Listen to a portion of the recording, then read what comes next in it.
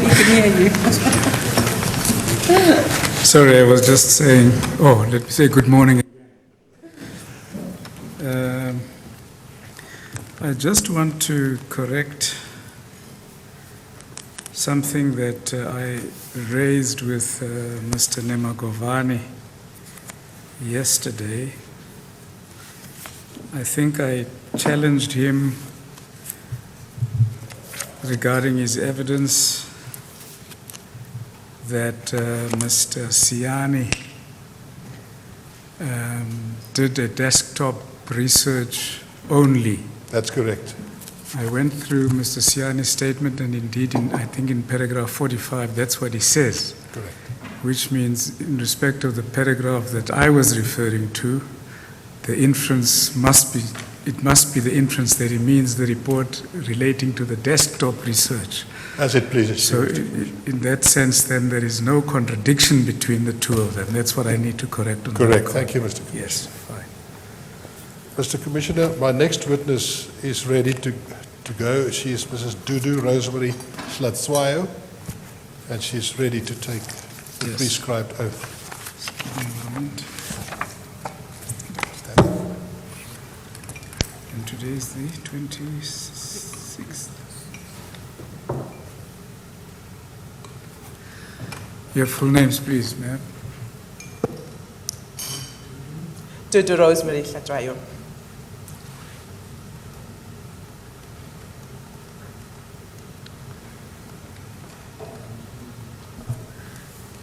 You have no objection to taking the prescribed oath? Not at all, Commissioner. If so, do you then swear that the evidence you are about to give will be the truth, the whole truth, and nothing but the truth? Raise your right hand and say, so help me God. So help me God. Thank you.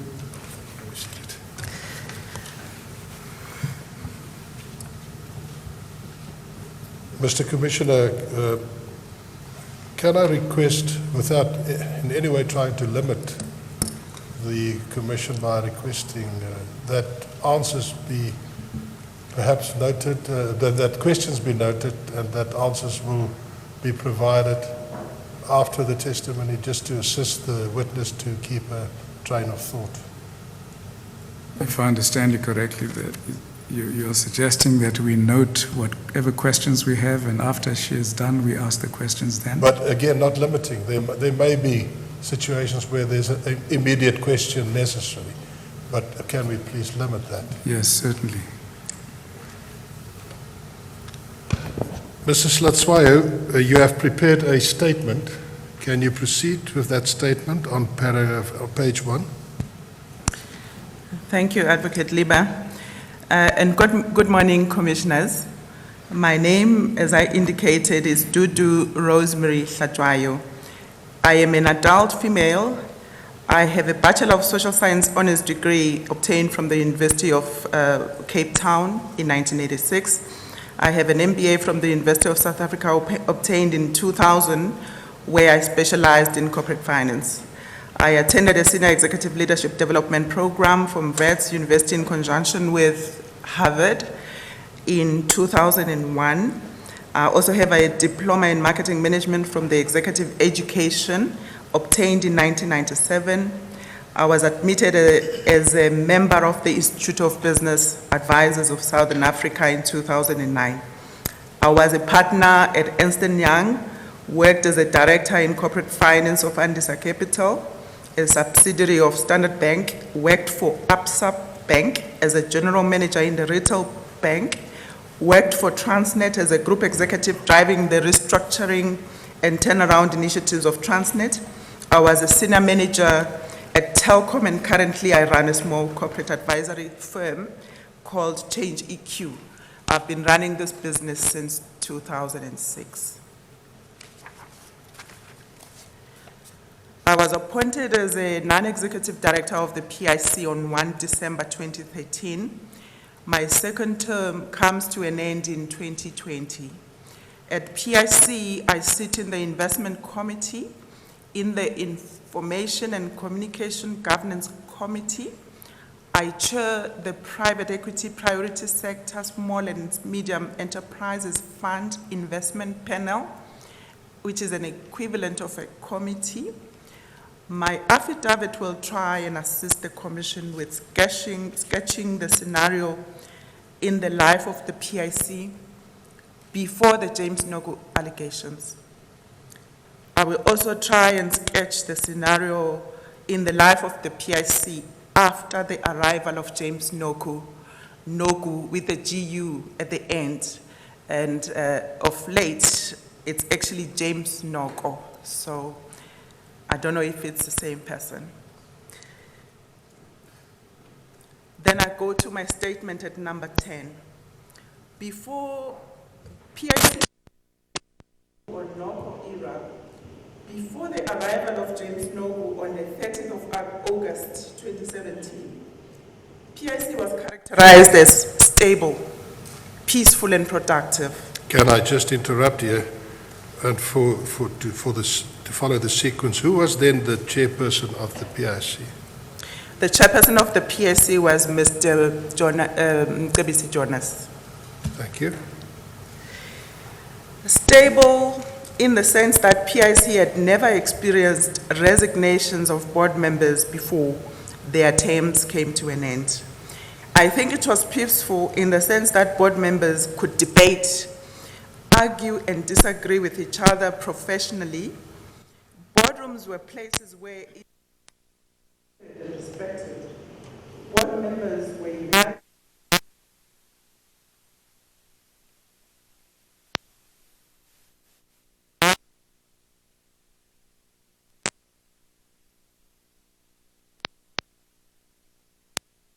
On carrying out its fiduciary duties. It was also productive in the sense that meetings were scheduled and not cancelled at short notice. Board packs were prepared by management on time with late submissions here and there. Employees were not disgruntled with regards to their bonuses and incentives, and I think I will elaborate on this at a later point. I get to item number 11, which is PIC after the arrival of James Nogu or Nogo. The PIC environment became very fearful, stressful, suspicious, disgruntled, and very unproductive. Fearful and stressful, especially when anonymous emails started floating around and a myriad of allegations being revealed, not only to the board, but also to political parties, to parliament, and to newspapers. Board meetings were held in evenings until sometimes very late hours into the night. And later on, I will make a distinction between the board under the leadership of Mr. Sifiso Buthelezi as chairman of the board, and the board under the leadership of Mr. Mondli Gungubele as chairman of the board. I further indicate that the characteristics of the board were also the fact that there was some toxicity and suspicions. Suspicions grew firstly among board members and throughout the environment, where all of us began to suspect that one another. We began to watch each other's behaviors in and outside of meetings. Employees became increasingly disgruntled. Whenever National Treasury arbitrarily slashed employee bonuses and incentives, regardless of the remuneration policy of the company and the applicable formula that would have been applied to calculate the bonuses and incentives, also having been approved by the board, and also the performance contracts having been entered into with employees.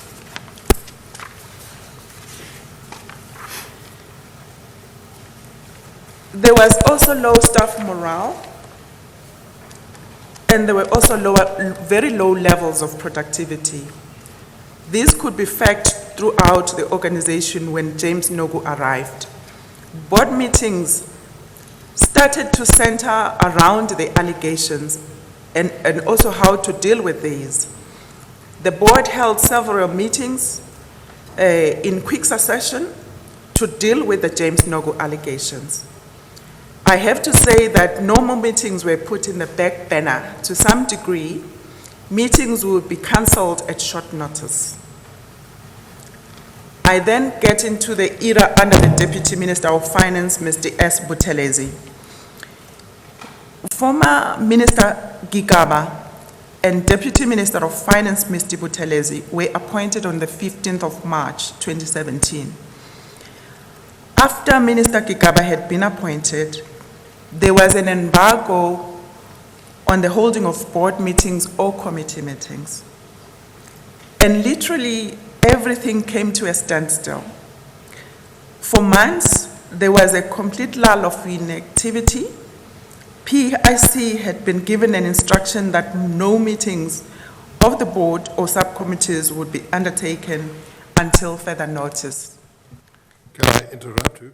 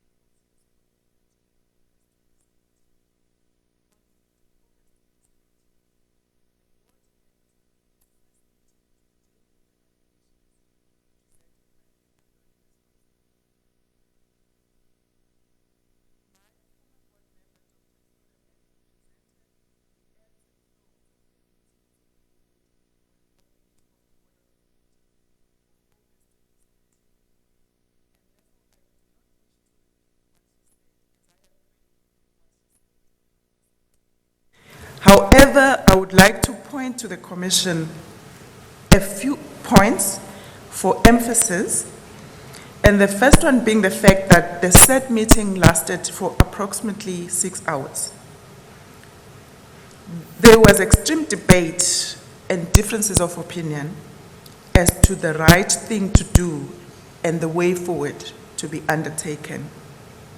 The majority of board members were concerned about how it could deal with the allegations in a non-partisan manner and at the same time protect the PIC.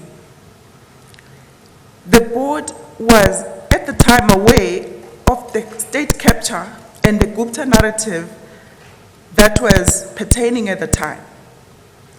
In corridors, we would honestly ask ourselves as to whether or not, by immediately suspending the CEO, before we had satisfied ourselves that there was substance to the allegations, and by so doing, the board would not be delivering the CEO and the CFO and the PIC to the Guptas on a silver platter.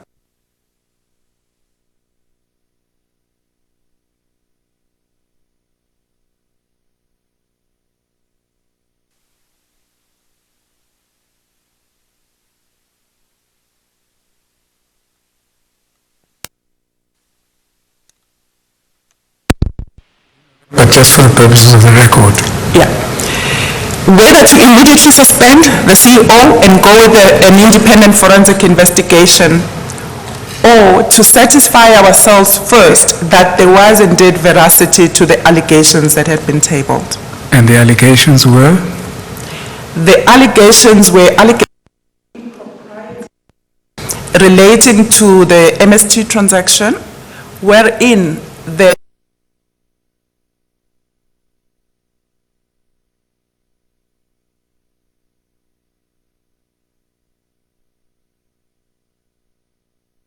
there was an allegation.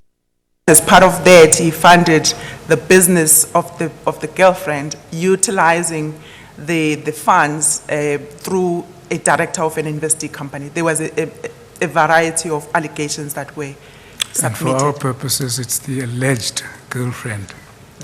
Correct. Commissioner. Can you also, when you talk about this state capture feeling, sentiment, refer to what happened at the time at the PRASA board? At more or less the same time, Commissioner, we were aware of the board of the PRASA, which one day we woke up and the board had just been dismissed. And when I followed the media speculation as to what had happened, it was not clear at the time what indeed had happened. But there was a narrative that was pertaining at the time that was seemingly insinuating that it could be the work of the Guptas, where they would have wanted the board to be fired, then remove the CEO and remove the ExCo team. That was what was taking place outside in the media space, and therefore we were asking ourselves as to, aren't we faced with the same situation as this board of the PIC? Can you proceed? You then allowed, as I understand your affidavit, that you allowed the CEO and the CFO to present to the board their version. Their versions. I have to indicate, Advocate Liba, that Dr. Mkwanazi had been requested by the chairman of the board, Mr. Buthelezi, to write to the CEO and request that the CEO and the CFO present their responses to the allegations in writing. So at the time when we met for the first time to deal with this meeting, already we were having the responses of the two individuals in the board pack, and therefore we had actually read the responses of the two individuals. When then the two individuals were called into the room so that we could hear their side of the story, we were then we were able to confirm that indeed, in as far as the policies of the company, in as far as the funds of the company having been utilized improperly, that had not happened. Can I just, again, I'm sorry to interrupt. As I understand your evidence, the debate centered around the question whether to go immediately for a forensic investigation or to allow the two individuals to come in and state to the board in person their versions. So I did indicate earlier, Commissioner, that the board was divided. It was divided in the middle. There was a group of board members that felt that we needed to really satisfy ourselves on the veracity of the allegations first. And once that is done, then we can take a decision to go out with a forensic investigation.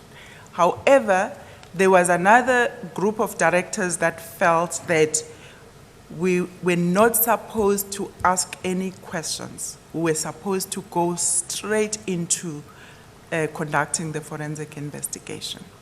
So the board was divided. Please proceed. Okay.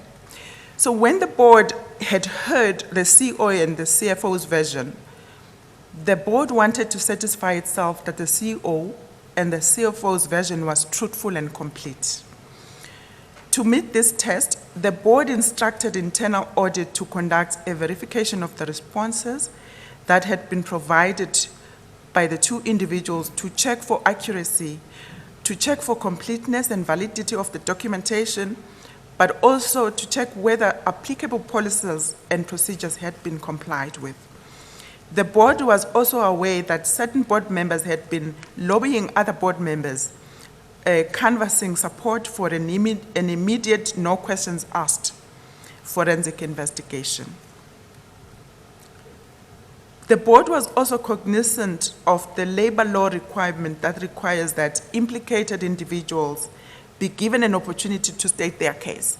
And I think the same requirement is encapsulated in the Companies Act, where an implicated individual must be asked to present their version before a drastic step is taken. So this board took that into consideration, and at that point that we then requested the two individuals to come and present their version to the board.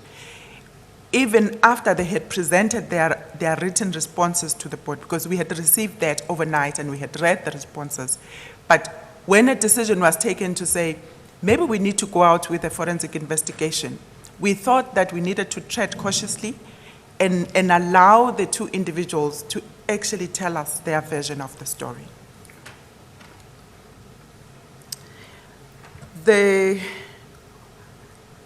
For these reasons, the board wanted to tread carefully and cautiously. I've indicated that, Commissioner.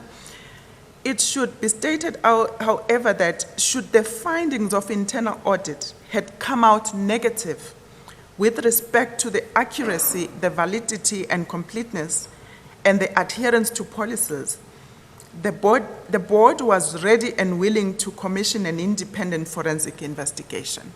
So in other words, if the internal audit verification report had come back and said the two individuals have not been truthful in their responses, they have not answered all the questions relating to the allegations, the policies of the company have been breached.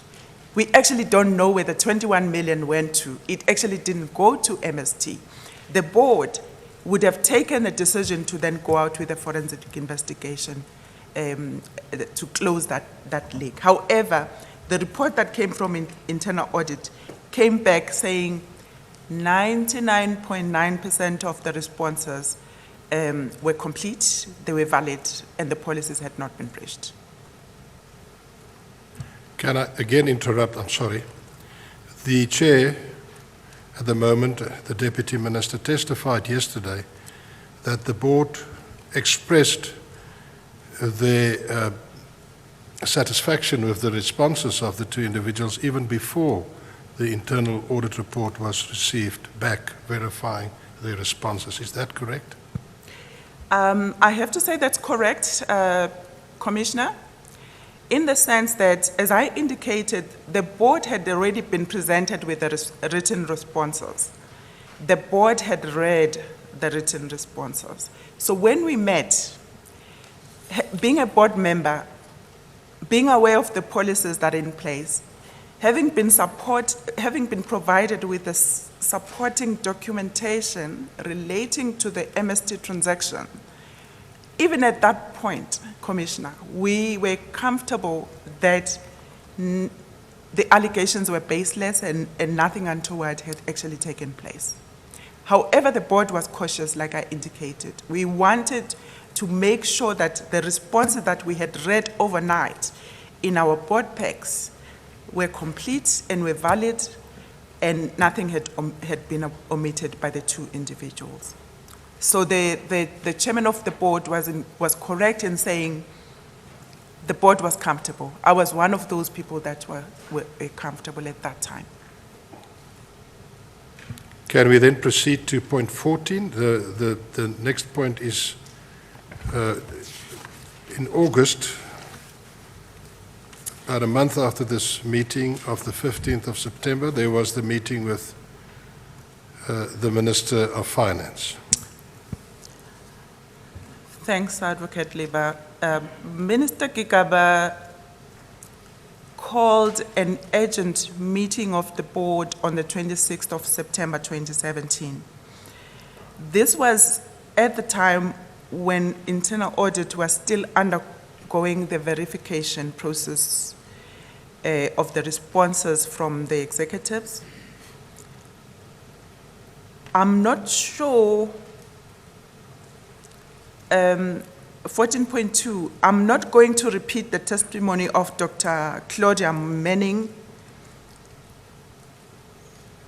but I would like to point out the following in relation to the meeting that we had with Minister Gungubele on the 26th of September 2017.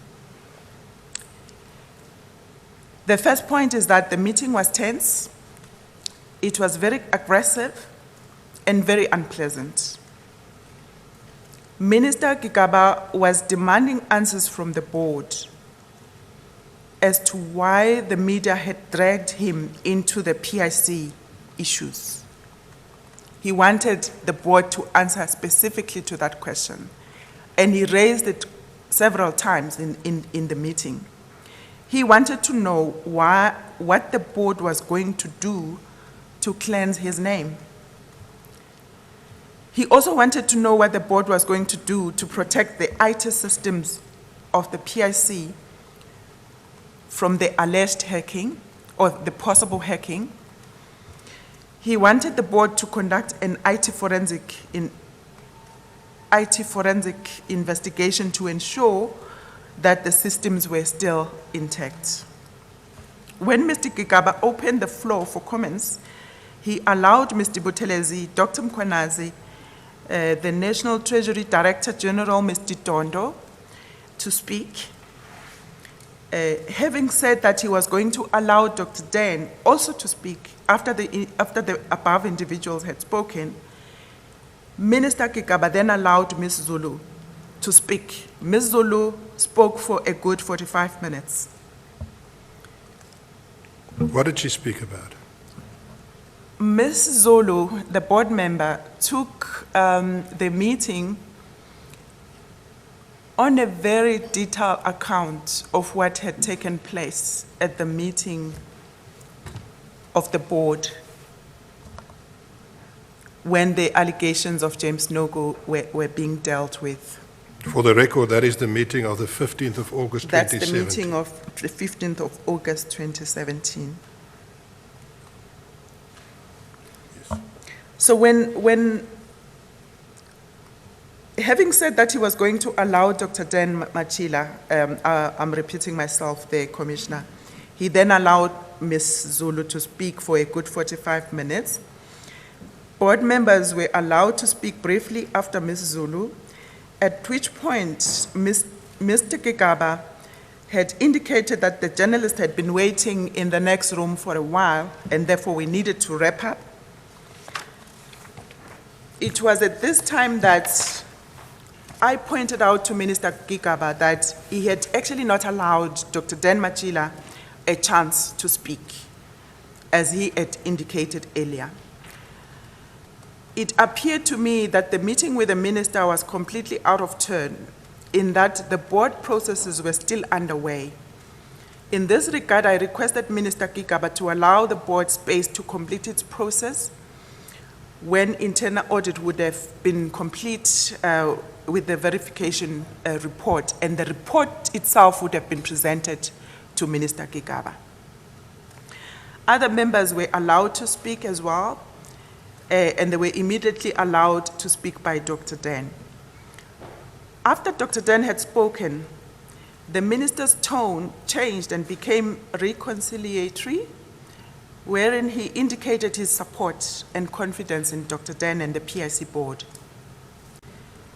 When the press was engaged after the board meeting, Minister Gigaba reiterated his support and confidence in Dr. Dan as well as to the board. In the next clause, I'm making my own observation where I feel that it was not clear to me why the meeting had been called in the first place and why the journalist had been invited as well. You mentioned at the start of this paragraph 14 that the meeting was tense, aggressive, and unpleasant. Where did this come from? From the board, from Treasury, or from the minister? The minister adopted a tone that was very aggressive, in my view, wherein I found it difficult for the minister to demand that the board clear his name from what the media had been saying, and obviously implicating him in some matters of impropriety at the time. My issue, Advocate Liba, was that I'm not in control of what the media writes about. And therefore, I found it difficult for me to take the responsibility of clearing his name. However, I was aware that the board could issue a statement and clarify how the MST transaction had taken place and whether the policies had been followed. But I felt that above that, it was beyond the responsibility of the board to clear the minister's name in what was being written about in the media. And to just get it clear, after Dr. Machila had spoken, the mood changed. The mood changed. Thank you. I then get to the period after the internal audit report. Following the internal audit review process report, the board issued a media statement and cleared Dr. Dan of all wrongdoing. And I think I alluded to it earlier on when Advocate Lieber asked the question earlier on. However, I need to indicate that even after the board had cleared Dr. Dan, the uproar in the media was not dying down, and the public interest in the matter was still growing. Minister Gungubele issued a media statement on 9 October 2017, wherein he indicated the board was to conduct a forensic investigation into all transactions undertaken from 2014, year 2014, to date then, and subsequently the board was instructed by the minister in a letter that he sent to the board on the same day. There were clauses in the letter of the minister that the board was not clarified about. So we therefore requested a meeting with Minister Gungubele. The proposed meeting with the minister never materialized. Instead, the board had started compiling responses to the actions requested by Minister at his meeting held on 26 September. Part of the actions requested by the minister was the protection of the PIC IT systems. PIC appointed the IT system specialist to investigate as well as to verify whether the systems had been compromised. Is that the service provider, Naledi, that testified? That's correct, Advocate Leader. So, given the fact that the Commissioner has already heard the testimony of Mr. Franz Lekuba, and I do not wish to repeat it, from the report provided by Mr. Lekuba to the board, it became clear that there were serious matters that had been found by Franz Lekuba. One of those related to the interception of confidential information, specifically from the laptop of Dr. Dan Machila. It also related to the fact that one of the findings was that certain individuals in the IT department had already given themselves the override, the overriding authorization to allow themselves to then access certain information in the server. And when that information was brought to us by Dr. Dan as well as the CFO in a meeting, it was a joint meeting of the Audit and Risk Committee as well as the ICT committee, the board was concerned. And when the two individuals, the two executives then recommended that there be suspensions of the two individuals who had been alleged to have done something, the board supported that management execute the suspensions. Commissioner, I then get to the... Do you mind mentioning the names of the people? The two individuals that were suspended were Ms. Vuyokazi Menye as well as Mr. Simpiwe Mayisela. And just to complete that for the record, Mr. Commissioner, Ms. Menye, the executive head IT, there was a separation agreement, and the other gentleman went through a disciplinary process and he was dismissed. You can then proceed with paragraph 16. Paragraph 16 deals with the error under Deputy Minister Mondli Gungubele as chairman of the board of the PIC. Minister Nhlanhla Nene, in his letter dated 14th May 2018, had requested a response from the board with regards to the James Nogo emails or allegations. He wanted to understand how the board had resolved the issues raised by Minister Gungubele in his letter dated 9th October 2017. He also wanted to understand the process followed by the board in addressing the James Nogo allegations against the two individuals, the two executives. He further wanted to understand whether the board had actually taken through the two individuals through a disciplinary process. And Minister proposed that an urgent meeting be convened with the board after he had been finished with the written responses. The proposed meeting with Minister Nene never took place. However, a written response with relevant supporting documentation was prepared and sanctioned by the board to be submitted to Minister Nene before or on 21st May 2018, which was the deadline of the minister had given to the board. Whilst awaiting the meeting with Minister Nene, Chairman Gungubele convened an urgent board meeting on 18th May 2018 at 6 o'clock in the evening. I stand to be corrected. This was his very first meeting with the board. Again, before we get to that meeting, as I understand your evidence, the board dealt with the allegations in the email. They satisfied themselves there was nothing improper. They had a meeting with the Minister of Finance then, Mr. Gigaba. He was informed of what happened.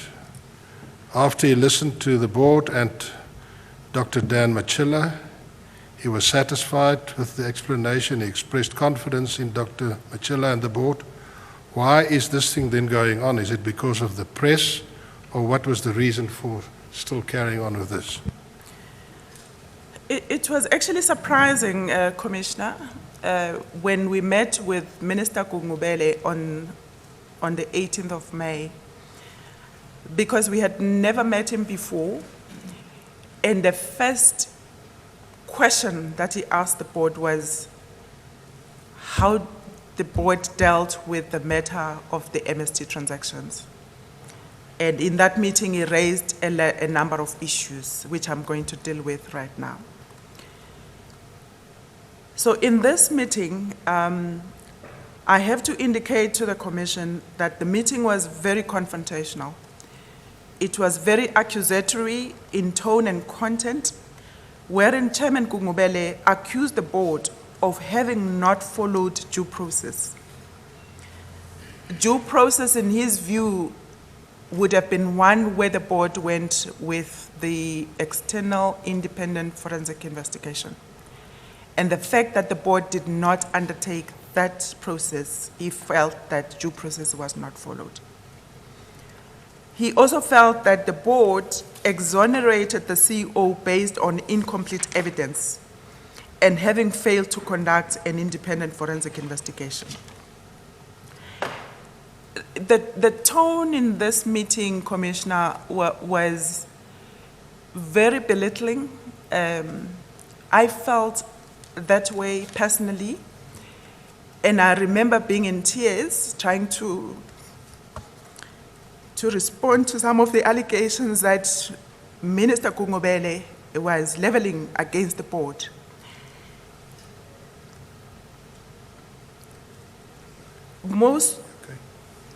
Yes.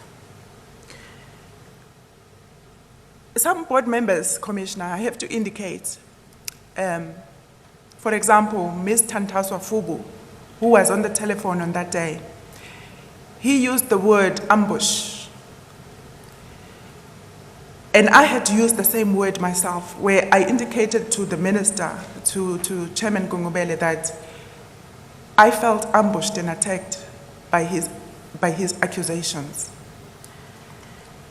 When I indicated that to Minister Gungubele, to his defense, Minister Gungubele retracted and he said, okay, maybe I should have provided the board with an opportunity to respond before coming in with my views of how the process was undertaken.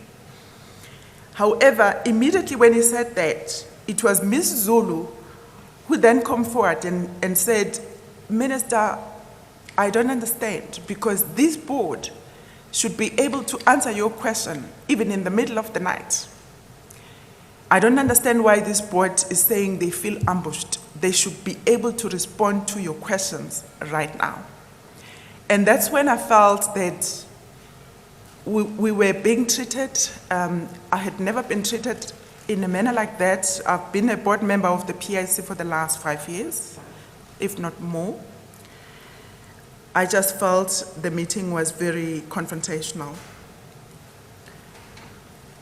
And secondly, Commissioner, most board members found it odd that whilst the chairman had not been in office at the time when the James Nogu allegations were taking place, he seemed to have very strong views on the process followed by the board.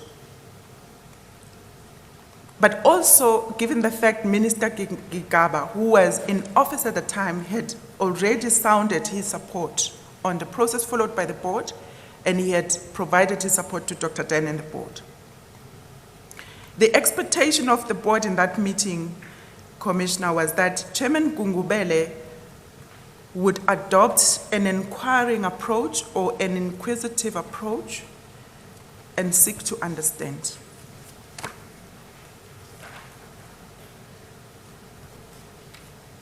In the view of the majority of board members, it appeared as if Chairman Gungubele already had a view at that time.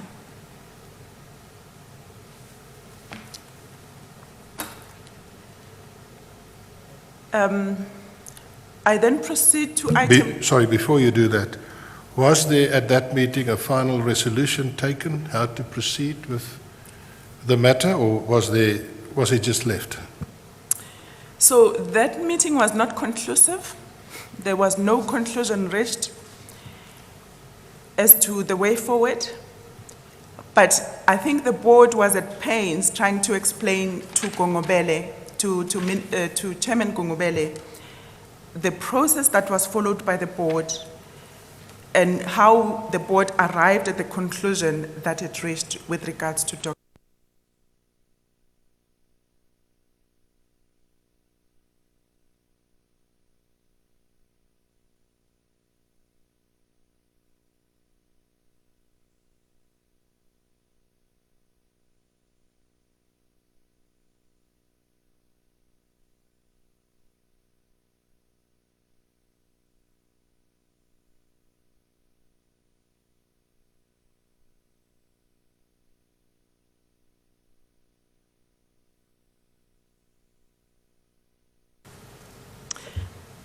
The UDM had filed an affidavit with the court where several allegations had been made. There were 4 respondents to the affidavit. The first one was Dr. Dan Machila. The second respondent was the PIC or board. The third respondent was Minister of Finance. And the fourth respondent was Deputy Minister Mondli Gungubele.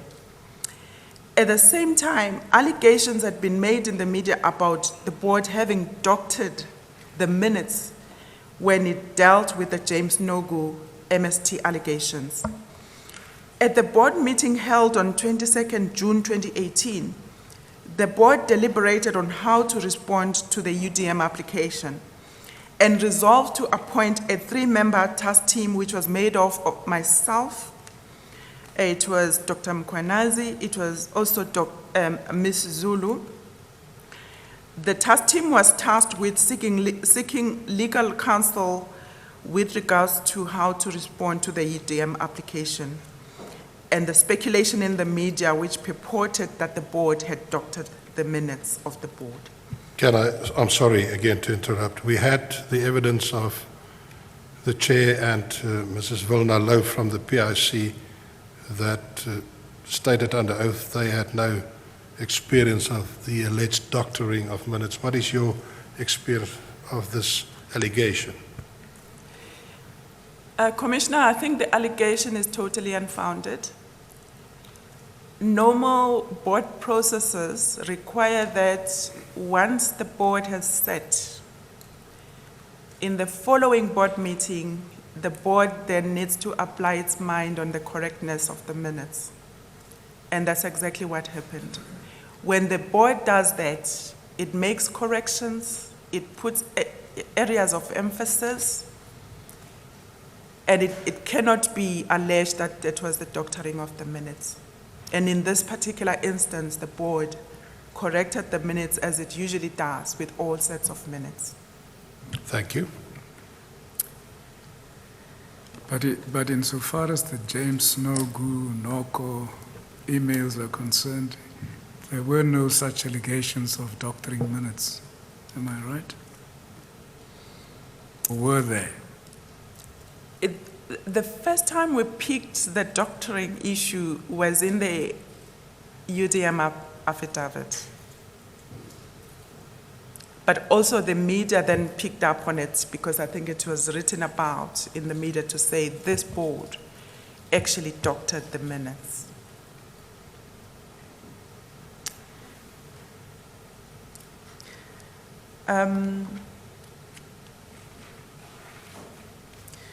The board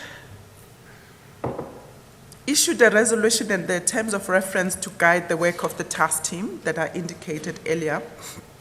The task team met Advocate Trenkov on 27 June 2018. The legal opinion with supplementary notes was provided to the board on the same day, which was the 27th of June 2017. And the crux of the advice from Advocate Trenkov was that the board needed to oppose the Sorry to interrupt. Can we just check those dates? Because the task team met Advocate Trengrove on 27 June 2018 in your note. Is it 2017, both of them? Sorry, that's a correction, Commissioner.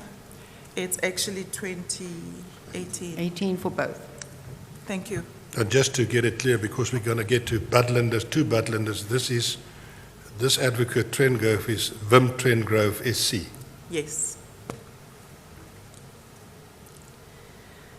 The advice from Advocate Trenkov was that the board needed to oppose the UDM application.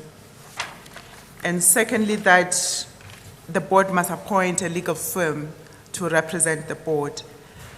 It also advised that we should not oppose any relief or any prayer that was sought from Minister Nene, because that was in the preserve of Minister Nene. It also advised that we should abide by the findings relating to cost, and that Dr. Dan and the board should be represented separately. As per the advice of Senior Counsel, the board then appointed Advocate S. Budlander, I think it's Stephen Budlander. For the record, Mr. Commissioner, it is Stephen Budlander. It is the son of Jeff Budlander, SC, who did the forensic investigation. Correct. Mr. Gungubele was represented by Luyolo Poswa from Poswa Inc. Incorporated. However, Mr. Gungubele took a decision to file a separate affidavit from the board, but he also decided to not oppose the UDM application. Is this matter still pending? The matter is still pending. It has not been closed, to my knowledge. According to Dr. Manning, this action by the Chair, Deputy Minister, caused a huge problem for certain board members. And I believe, as I remember evidence correctly, that as a result of that, she saw that as a motion of no confidence in the board, and she then resigned as a board member. A lot of things happened, Commissioner. We would wake up and find media statements having been made by Chairman Gungubele in the media.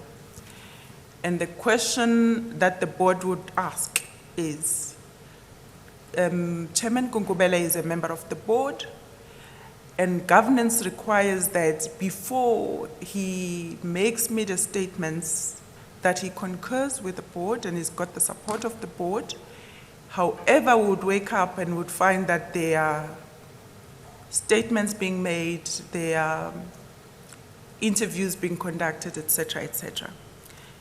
But I think what then perturbed the board to a large degree was the statements that were made by Minister Gungubele, Deputy Minister Gungubele, our chairman, where in the media he was indicating the fact that he didn't agree with the process followed by the board, and that the board actually did not follow due process. And I think a lot of board members then took that to be a vote of no confidence on their part.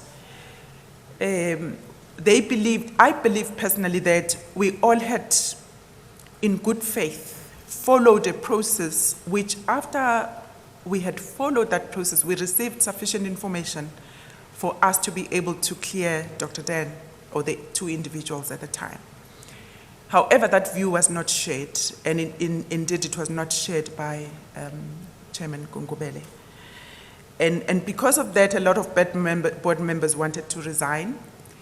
I was also tempted to resign a lot of times. The situation was so untenable at the time that it just became very difficult to continue being a board member at the time. The chairperson testified, and I think it's now confirmed by you, and it was also confirmed by Dr. Manning, that this whole issue of the Nogu males, Dr. Machilla and the CFO, caused a split in the board. Is that correct? I think that's true, Commissioner. When the issues were discussed, there was always a line in the middle. There would be a group of directors that would have a particular view, and there would be another group of directors that would hold a particular view. So I think that's true. And this action by the chairperson, Deputy Minister, to file his own affidavit just strengthened the split in the board. Is that correct? I think it did, Commissioner. I personally expected that as a member of the board, once the process had been explained to him, even if he didn't agree, he would support the view of the board, which was a majority view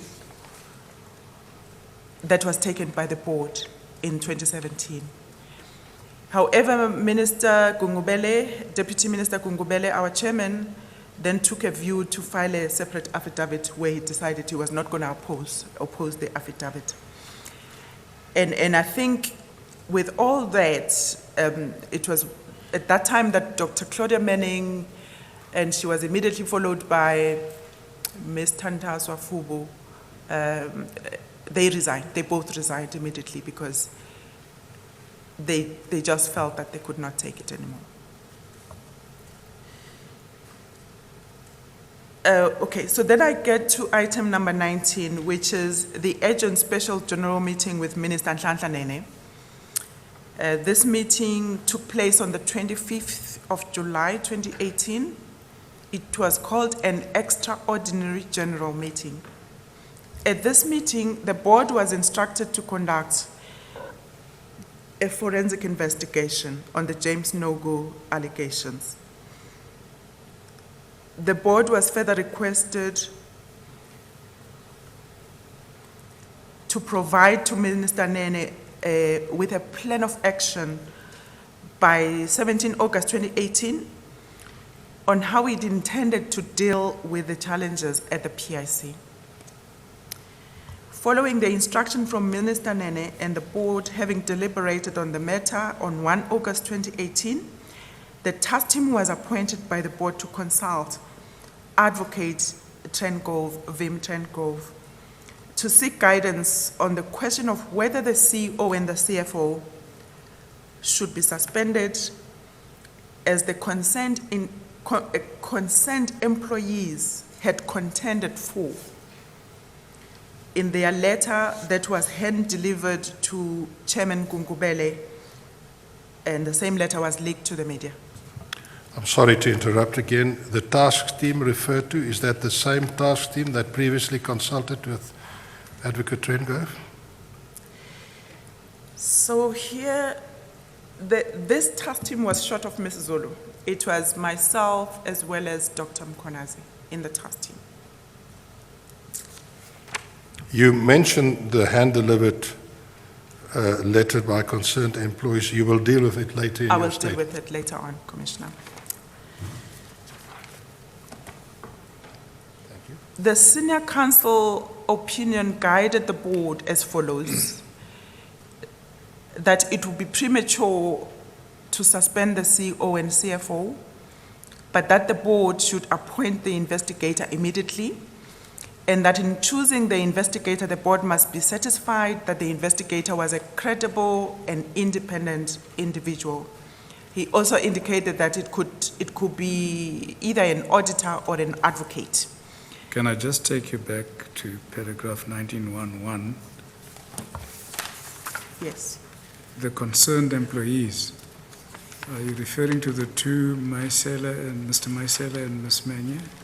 Or is it somebody else now? The concerned employees were not identified. It was an anonymous letter that was hand-delivered to Chairman Gungubele. I see. The witness will deal with it in more detail later in the evidence, Mr. Commissioner. Thank you. The terms of reference, this is guidance still from Senior Counsel Chen Grove. He indicated that the terms of reference needed to must be determined and must include also the recent allegations. In other words, he was saying don't restrict the scope of the investigation only to the MST allegations. You must also include the allegations that were made by the employees in their anonymous letter. And he said once it is understood what the scope would entail, only then a decision can be made whether to suspend the two individuals. He advised that it would be advisable to appoint a senior advocate to conduct the investigation.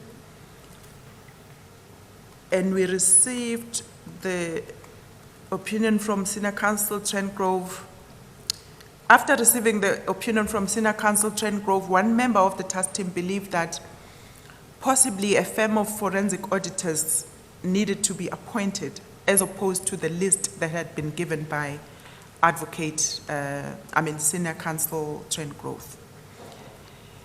However, when the matter was presented to board by the task team, which is myself and Dr. Mkhwanazi, the board wanted to stick to the list of 6 that had been presented by Senior Counsel Chen Grove and not deviate from that. And I must indicate that in the list of 6, it was a prioritized list. The first advocate on the list was Advocate Jeff Batlender. And he said, these are the 6 names that I believe are credible and they would be able to do a good job on this investigation. So the board decided that because it's a prioritized list, rather check if Advocate Batlender is available, and if it's not, move to the next one, etc., etc., etc. However, the board, at its meeting, okay, so I've indicated that, Commissioner, which is item 19.127, that the board agreed to then appoint Senior Counsel Jeff Batlender. He was then briefed on the 9th of August 2018. Chairperson, I notice it's 11 o'clock. Before we proceed with this Batlender investigation, is that it's convenient to take the tea adjournment?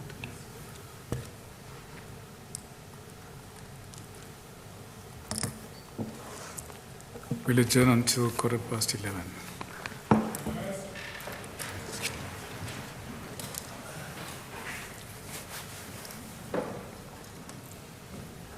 Let's go and have tea.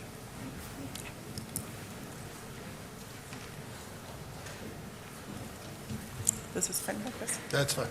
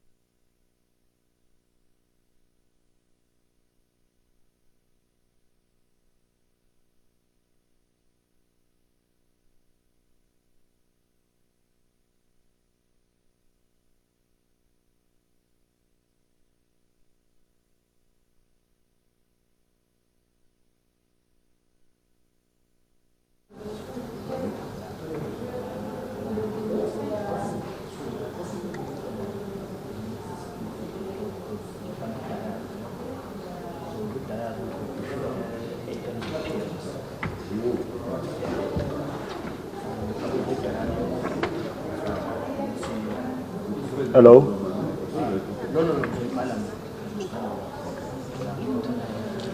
Okay, all right. Stop. Stop. Bongani? Bye. So it's a short break, ne? No, it's just close by. So we here like sharp. Sharp. Heidi?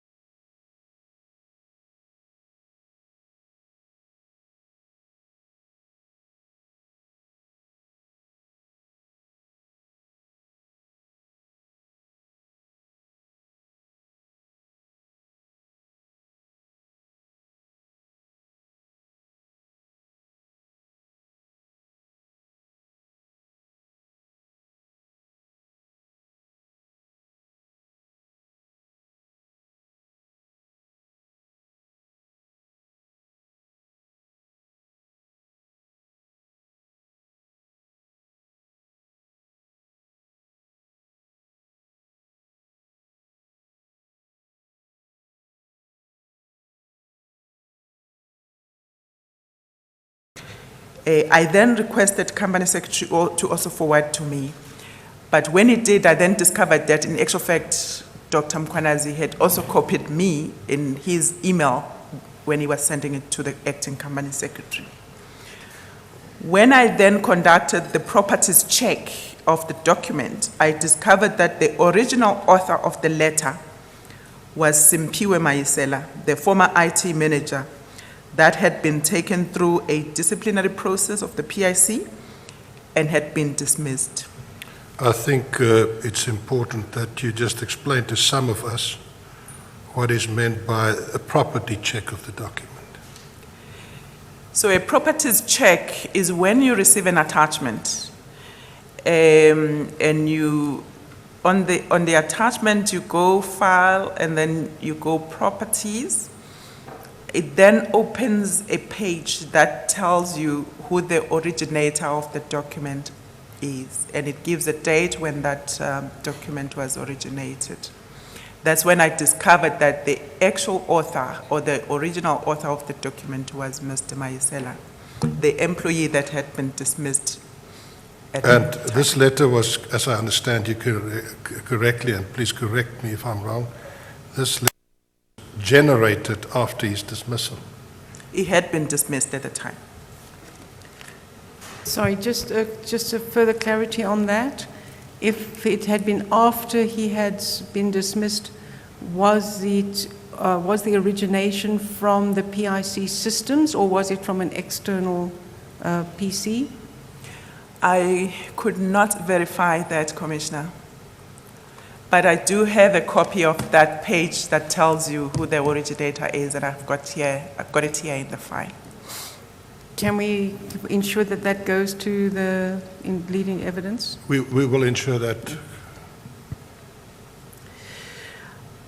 On 29th August 2019, we sat with a representative of Chittle Thompson Hayson, a lady by the name of Doris Tepe. She had been appointed as the instructing attorney to Advocate Jeff Batlender. We also had to brief her because she was not part of the team that was briefing Advocate Batlender. She is a partner of Chittle Thompson Hayes. Is that correct? Correct. And therefore, when we were presenting her with the documentation, she was also given the letter from the concerned employees. The same letter had appeared in the media at more or less the same time when the concerned employees were demanding that Dr. Dan and the CFO be suspended to allow them to come forward with evidence and make representations to Advocate Jeff Batlender. The concerned employees feared victimization if the two individuals were not suspended. This is according to the letter itself. Advocate Batlender and Ms. Tsepe concluded their investigation and submitted the report on 12 August 2018. I then moved to the events that took place whilst Advocate Jeff Batlender was conducting the investigation. A month into the investigation, Chairman Gungubele requested to meet with the investigator. As a member of the task team, I expressed my disapproval and concern as this could be misinterpreted as interfering with the investigation itself. Dr. Mkhwanazi committed to raise this concern with Chairman Gungubele. Whilst the investigation was going on, Advocate Batlender wrote to the task team on 25th September 2018 requesting that the disciplinary hearing of Ms. Bongani Mathebula be halted or postponed pending conclusion of his report. He provided reasons. One of those was the fact that the events leading to the suspension of Ms. Mathebula appeared to be material to the forensic inquiry. He indicated that he had canvassed these issues with the CEO. Advocate Batlender in his email indicated further that he was aware that the disciplinary inquiry was not complete and was to continue until the 10th of October. He requested that he be provided with specific information. One, the documents that Mr. Mathebula was alleged to have leaked, He wanted to know to whom were those documents leaked. He also wanted to know when. He requested that the disciplinary inquiry be postponed until we, meaning himself and the team, had produced the report, which in all likelihood, he said, will deal with the events leading to the suspension. There is correspondence in this regard, which the Commission will have access to, should that be required. On the same day, I responded to Advocate Batlenda's email and cautioned Advocate Batlenda that the Matabula disciplinary hearing was a PIC company matter and therefore needed to be treated separately from the James Nogu investigation, which had been outsourced to an independent third party, which was himself. I further indicated to Advocate Batlenda that Ms. Matabula was going through an internal disciplinary process, which was guided by PIC policies and was chaired by an independent chairman. I recommended that the Matabula matter, that Ms. Matabula's legal team should raise their concerns directly with the chairman of the disciplinary hearing, as well as the PIC lawyers.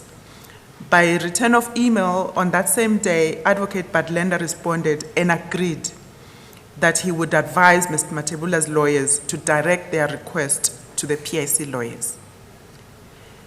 Also on the same day, Dr. Mkhwanazi responded and supported the view to refer the matter back to the PIC. However, he still wanted to discuss this matter with Chairman Gungubele. Subsequently, Chairman Gungubele called an urgent task team meeting where he wanted to understand from the task team whether the board had powers to instruct the CEO to stop the Matabula disciplinary hearing. I was opposed to this, and I made it clear that I did not find it proper for the board to interfere with an independently led disciplinary process. Subsequently, the chairman wrote to the CEO, Dr. Dan Machila, conveying the wishes of Advocate Batlenda. There were a few engagements between the two, and eventually the Matabula disciplinary process was never stopped or postponed. There is a lot of detail that I have not covered in this matter, Commissioner. Mr. Commissioner, just for the record, I have confirmed this morning that this disciplinary hearing has been finalized last week, and the PIC is awaiting the decision of the independent chairman in that hearing.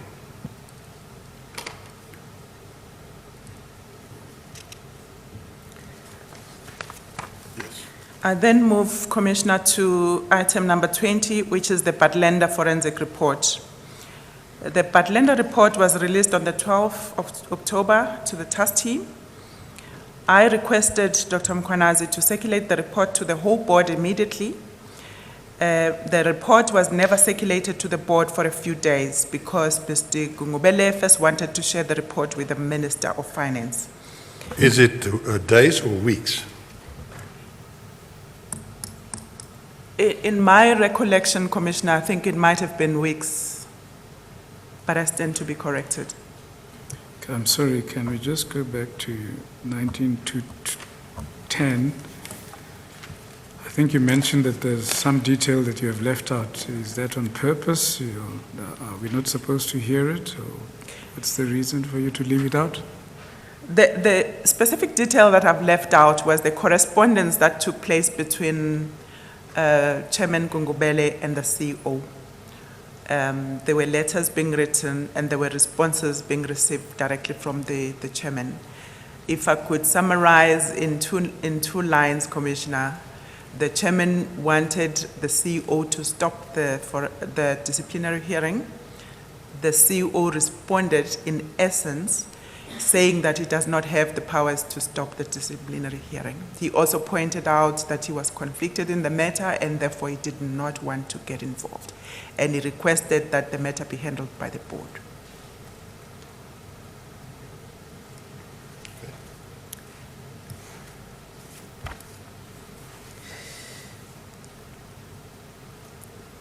Where am I? 20.3. When the report was eventually shared with the board, I personally requested that, given the media and public interest in the matter, the board needed to issue a media statement to communicate to South Africa that no adverse findings had been made against Dr. Machila. The board only issued a media statement that confirmed that the forensic report had been received from Senior Counsel Bartlender, and the board was still awaiting guidance from the Minister of Finance.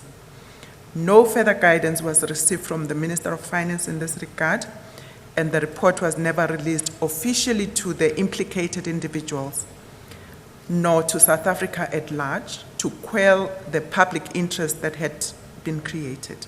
You are aware that the report was handed informally to the Commission yesterday? I was not aware, Commissioner. It is also important to mention that the Bartlender report arrived at similar conclusions as the ones reached by the board in as far as the MST transaction was concerned. Without quoting the report, it confirmed that the company policies had not been breached. It also confirmed that the approval processes had been followed and that the funds had actually reached their intended destination, which was the MST company. I then move to item number 21, Commissioner. It deals with the events following the resignation of the CEO, Dr. Machila. Dr. Machila's resignation was discussed at the board meeting held on 23rd November 2018. Again, the board was divided on the matter, on specifically whether the CEO could be allowed to serve notice. That was one issue, or whether he needed to be released immediately. The view to let the CEO serve notice was informed by the fact that the CEO had served the company over a number of years, and the performance of the company, the results were speaking for themselves. This section of the board felt that the board could still be served by retaining the CEO at least to serve notice. There was, however, another view that felt that it didn't want the CEO to dictate the terms of his exit to the board, because the CEO had written and asked if he could be allowed to serve notice until the end of April 2019, and to be pivotal in the handover process to the would be the next CEO, acting or otherwise. Can I just ask, was the split the same as in previous discussions regarding the position of Dr. Machila? I think the split was more or less along the same lines. The same individuals that felt very strongly that he needed to be released on that same day, which was a Friday, were the same individuals that were always on that side whenever the matters relating to Dr. Dan Machila were discussed. At this meeting, there were also differences of opinion as to whether the CEO had actually resigned. The board was divided. One view was that the CEO was requesting the board to open discussions relating to a possible termination. Let me explain that, Commissioner. The contract of the CEO has got a clause that say either party, at the point in time when it feels that it wants to terminate the relationship of employment, it needs to call the other party into a discussion to engage and to agree. So this group of people felt that the CEO was basically utilizing that clause in the agreement that invites the parties to come into the room and discuss. And because the letter specifically indicated that this is not a letter of resignation, there was a group of directors, including myself, that felt that in a case where we had been advised that in actual fact he has resigned and we need to release him, I felt that we needed to get a legal opinion because I felt that maybe I needed to be guided by an expert party on whether or not this letter constitutes a letter of resignation. However, when I recall that it was myself, and I think it was Mr. PIC Moloto who also required or requested a legal opinion, that matter was not, that proposal was not supported by the board. And at that point in time, Mrs. Zulu already had a caption of case law where a similar case had happened where somebody had to let go because they had written a letter along the lines written by Dr. Dan. And therefore, the point being made was that he needed to be allowed to go immediately.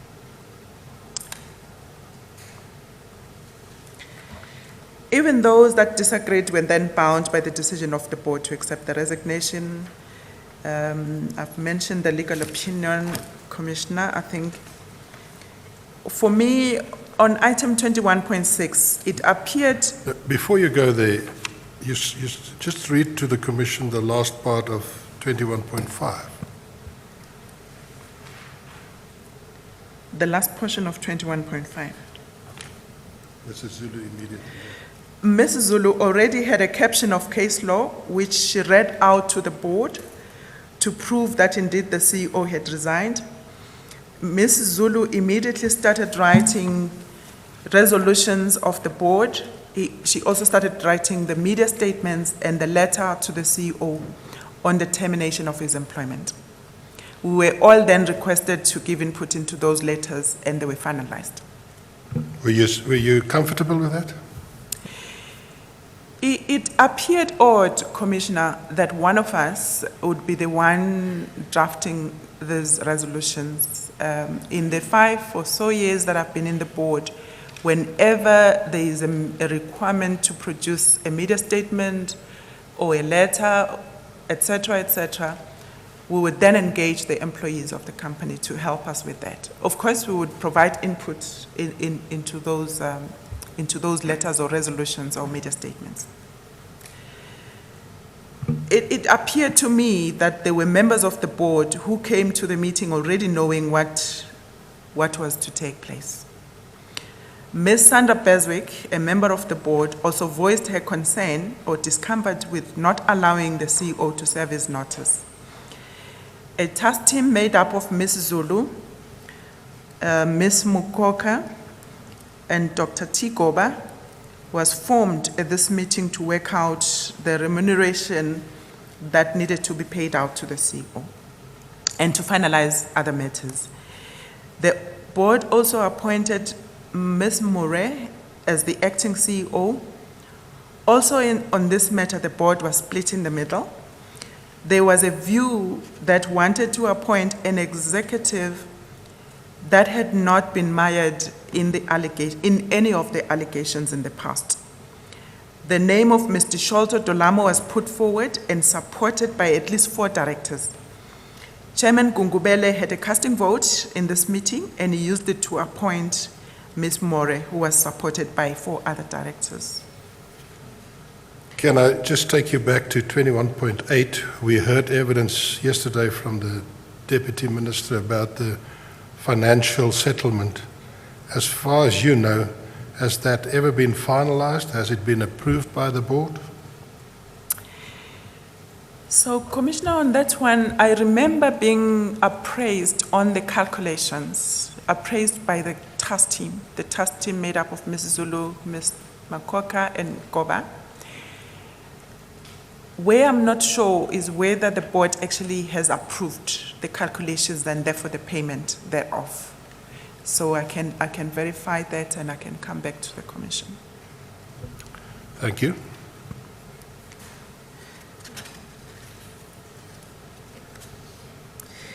.10, I think you heard that. Yes. I requested the chairman to allow me to form part of the task team in the spirit of Tumamina. The chairman vehemently refused for me to join the task team. When the CEO was called in to be informed of the decision of the board, The then CEO, Dr. Dan Machila, he reiterated that he had actually not resigned as purported by the board, and saw the decision of the board as a breach of his contract. Fast forward 3 months later, the board continued to work. We held meetings and we appraised transactions. The atmosphere in the company and in the boardroom continued to be tense, and the staff morale was very low. Did the board consider, after Dr. Machila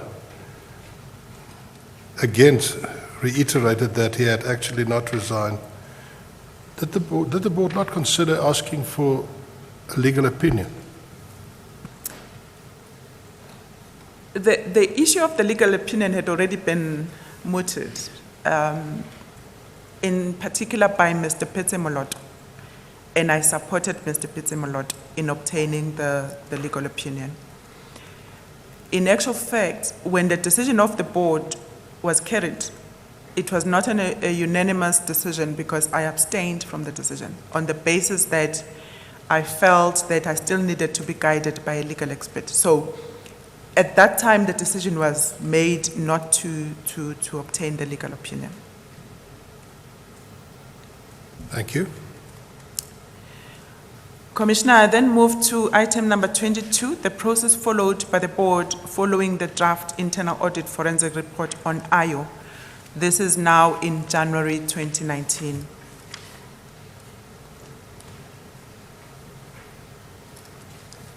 My testimony below does not seek to deal with the merits or demerits of the IO transaction at this point, but to deal with the process followed by the board on the day that the internal audit presented the draft report to the board, and that was 21st January 2019. The chairman told the board that following the SCOPA meeting, that meeting had taken place in December 2018, he had spoken to the CEO and agreed to commission a forensic audit into the IO process. Sorry, can I just ask a question going back to your 22.1? Sorry to interrupt you. You talk about the 21st of January 2019, but the initial internal audit flagging of the matter of process was a year earlier, roughly.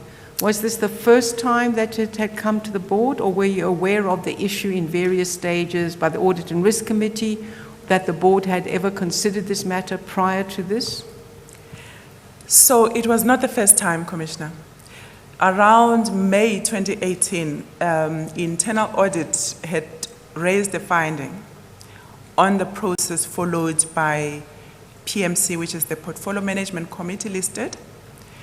When he brought the matter to the investment committee, he indicated that there was a misstep where that committee, which is a management committee, needed to approve the first step of approving due diligence in 3 areas: in legal, in risk, in ESG, to then say we are happy to proceed with this transaction.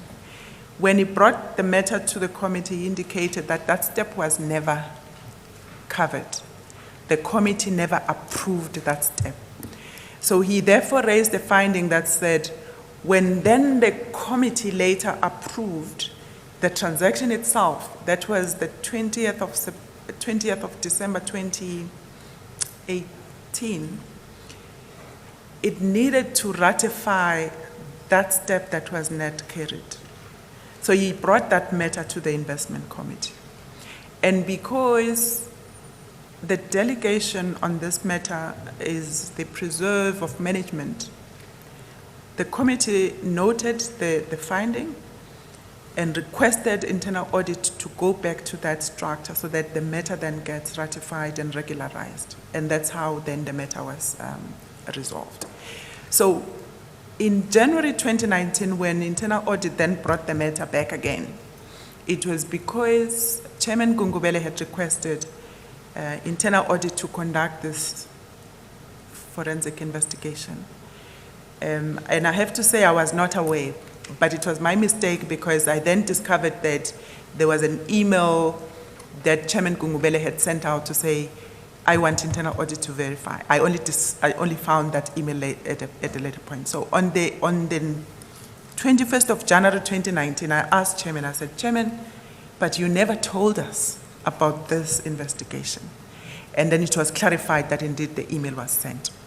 So this is now the follow-on investigation by internal audit, where he made quite a few findings that resulted in the suspension of the 2 executives.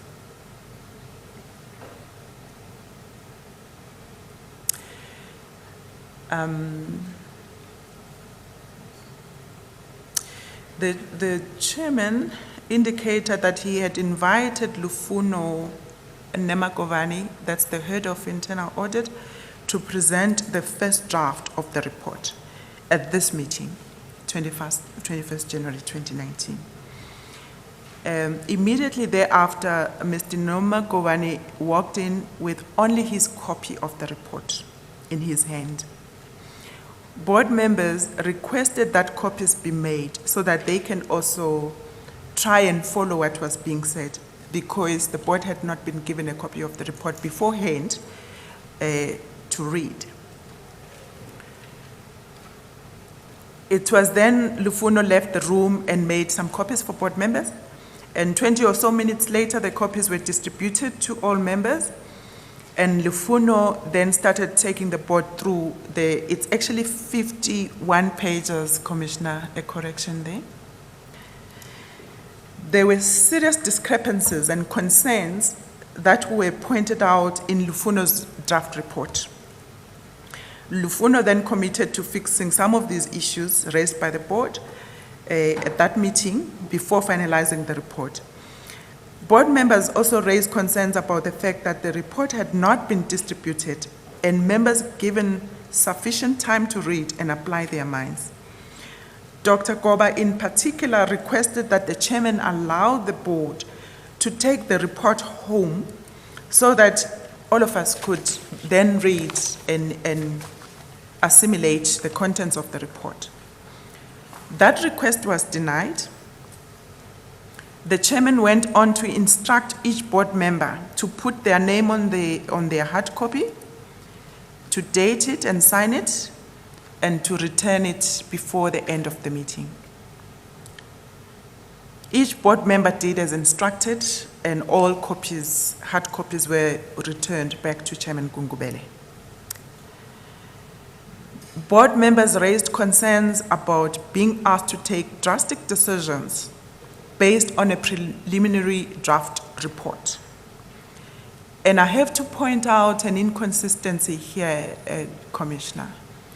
When we took a decision on the MST transaction as a board and cleared Dr. Den of all allegations, we were wrapped around the knuckles because the view in South Africa at large, and the view was carried also by some of the board members, was that we should not have exonerated the CO on the basis of a draft report. And I'm pointing out that inconsistency here because in this particular instance, the board was actually asking us to take a very drastic decision of suspending certain individuals on the basis of a draft report that still needed to be rectified and corrected. I specifically requested that the board notes the report of internal audit, but immediately commission a forensic investigation so that the board is not accused of having acted on the basis of a draft report. This was agreed to by the board members and recorded. It's in the minutes. Some board members questioned why only 2 members were suspended when there were other members implicated. However, the chairman and some members of the board were adamant that certain actions needed to be carried out on that same morning. This was now Tuesday, the 22nd of January 2019. When Chris Polwane, the head of HR, was called into the room, the time was 1:30 more or less in the morning. He was given letters of suspension of the two individuals, which was Mr. Madavo as well as Victor Siyani. And these letters had been drafted by Ms. Zulu whilst the meeting was still carrying on. And eventually the two individuals were suspended. Can you please explain to the Commission why and for what reasons the most junior person at the meeting of the 20th of December 2017 was suspended, while other senior officials also implicated were not suspended? Can you explain that? The board questioned that. The board put that question forward and asked why, if in a transaction that then involves quite a number of touch points, because that's how PIC works. PIC would never approve a transaction in one corner. The question was asked as to why only these two. And I think I recall, if my memory serves me right, the response that was given at the time was that this board must be seen to have acted on this matter. The board questioned why the finance team, which is the one that actually released the funds, the 4.3 billion, is actually not implicated in this and actually not suspended. We questioned why the teams that presented the due diligence reports are actually not suspended. Indeed, I think the chairman is the one that said this is a draft report. It doesn't mean that the other individuals, the other employees are not going to be dealt with. But for now, we need to suspend the two individuals. With Mr. Siyani, who was junior, as you indicate, Advocate Liba, it was indicated in Mr. Nema Govani's report that he withheld information. When he was asked questions, he was not forthcoming with information. And because of that, there was a group of directors that felt that he was not honest. Thank you.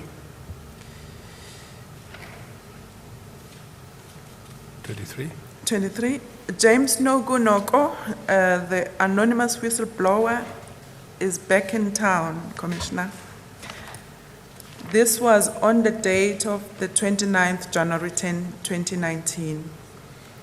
Allegations of impropriety are forwarded to Minister Mboweni by an anonymous whistleblower. On 30th January 2019, the board issues a media statement committing to conduct a forensic investigation in this regard. A task team made up of myself, Ms. Beswick, and Dr. Mkhwanazi was formed to then lead the forensic investigation, and it's the same team that actually met with Advocate Liba on the 31st of January 2019. Where Advocate Liba, being concerned about the board taking its eye off the work of the PIC, he proposed that the investigation be conducted independently by the Commission. The proposal was presented to the board the following day, which was, I can't remember the date, it probably was the 1st of February 2019, and the board supported the proposal.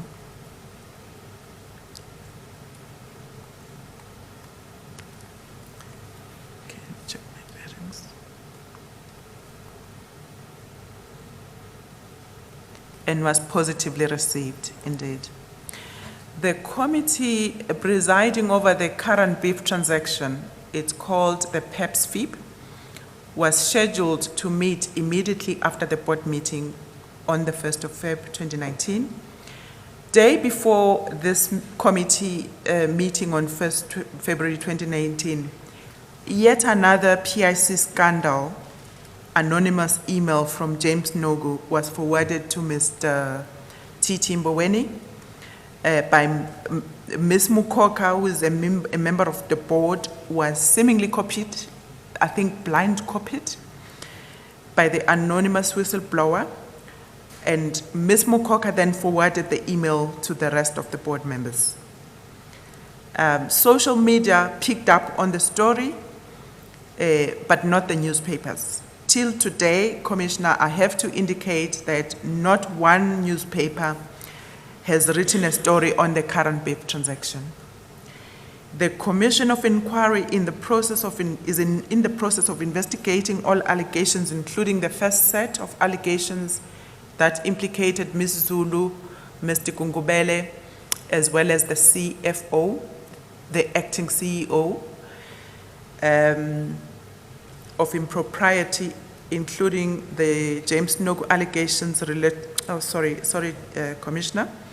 The Commission of Inquiry is in the process of investigating both allegations, the first set, but as well as the later ones, the ones that relate to the current beef transaction. For the record and under oath, I deny emphatically and with contempt all the allegations that have been leveled against me, and I challenge and invite the person or persons spreading these false rumors to come forward to the Commission and present their evidence in as far as the current beef transaction is concerned.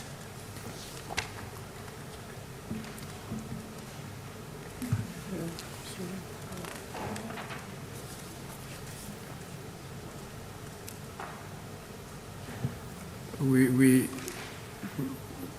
unless you don't want to reveal them, or disclose them, we would like to know, what are these allegations against you? Against myself? Yes. Yes, you could read it. I think, if I can find it.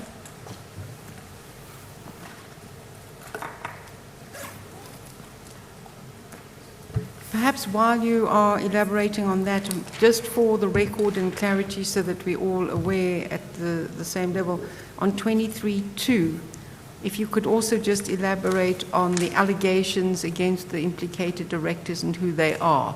So we just have a clarity of previous allegations, current allegations, and so on for the record. Thanks. Yeah. So, Commissioner, on 23.2, the allegations, they implicated Mr. Gungubele, Ms. Matepo More, as well as Ms. Zulu. It was a variety of allegations, quite a long list. You can read it. It's fine. If the Commissioner so wishes. No. We've got We that. do have those, yeah. You do have. We just wanted to make sure that The next are ones. these the persons we are referring to? If they have the content, it's fine. Okay. And But the would you current like beef. to hear about the one? The current beef. The one Yeah, implicating yours, the- yes. I think it will be quicker to find them here. Sorry.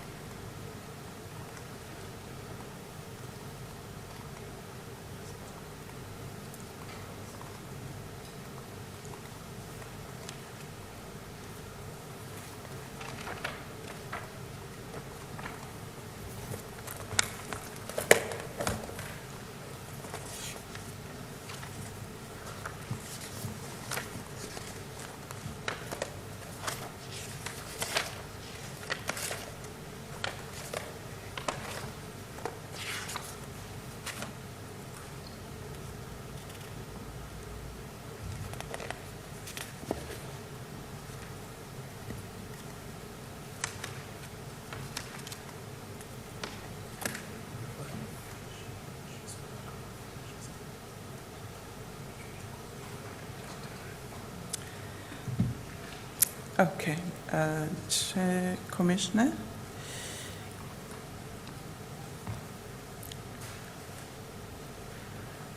The emails begins as thus, from James Noko, from webmail, 30th January 2019 at 19:35. To Tito Mboweni, Treasury, it says, subject, yet another PIC scandal. Good day. PIC board members approve, okay, so it's a English problem there. PIC board member approves 4 billion deal for her boyfriend and TG Paul Mashatile. Last year we circulated proof of corruption by PIC board member Dudu Hlatshwayo and Dr. Daniel Machila in his quest to protect his corruption and frustrate the investigation. He quickly promised very powerful people within the ANC to give them transactions, namely current beef. We have recordings of meetings held between Dr. Machila and the current TG Paul Mashatile. Some of them took place at Aventro offices in Melrose. Aventro is owned by Paul Mashatile's Alex Mafias. Ms. Dudu Hlatshwayo was taken to Mashatile by Dr. Machila to be endorsed as the chairman of the board when a resolution is taken that a politician must not chair the board and Mondli Gungubele is removed. In the meeting, Dan complained that Mondli is frustrating him.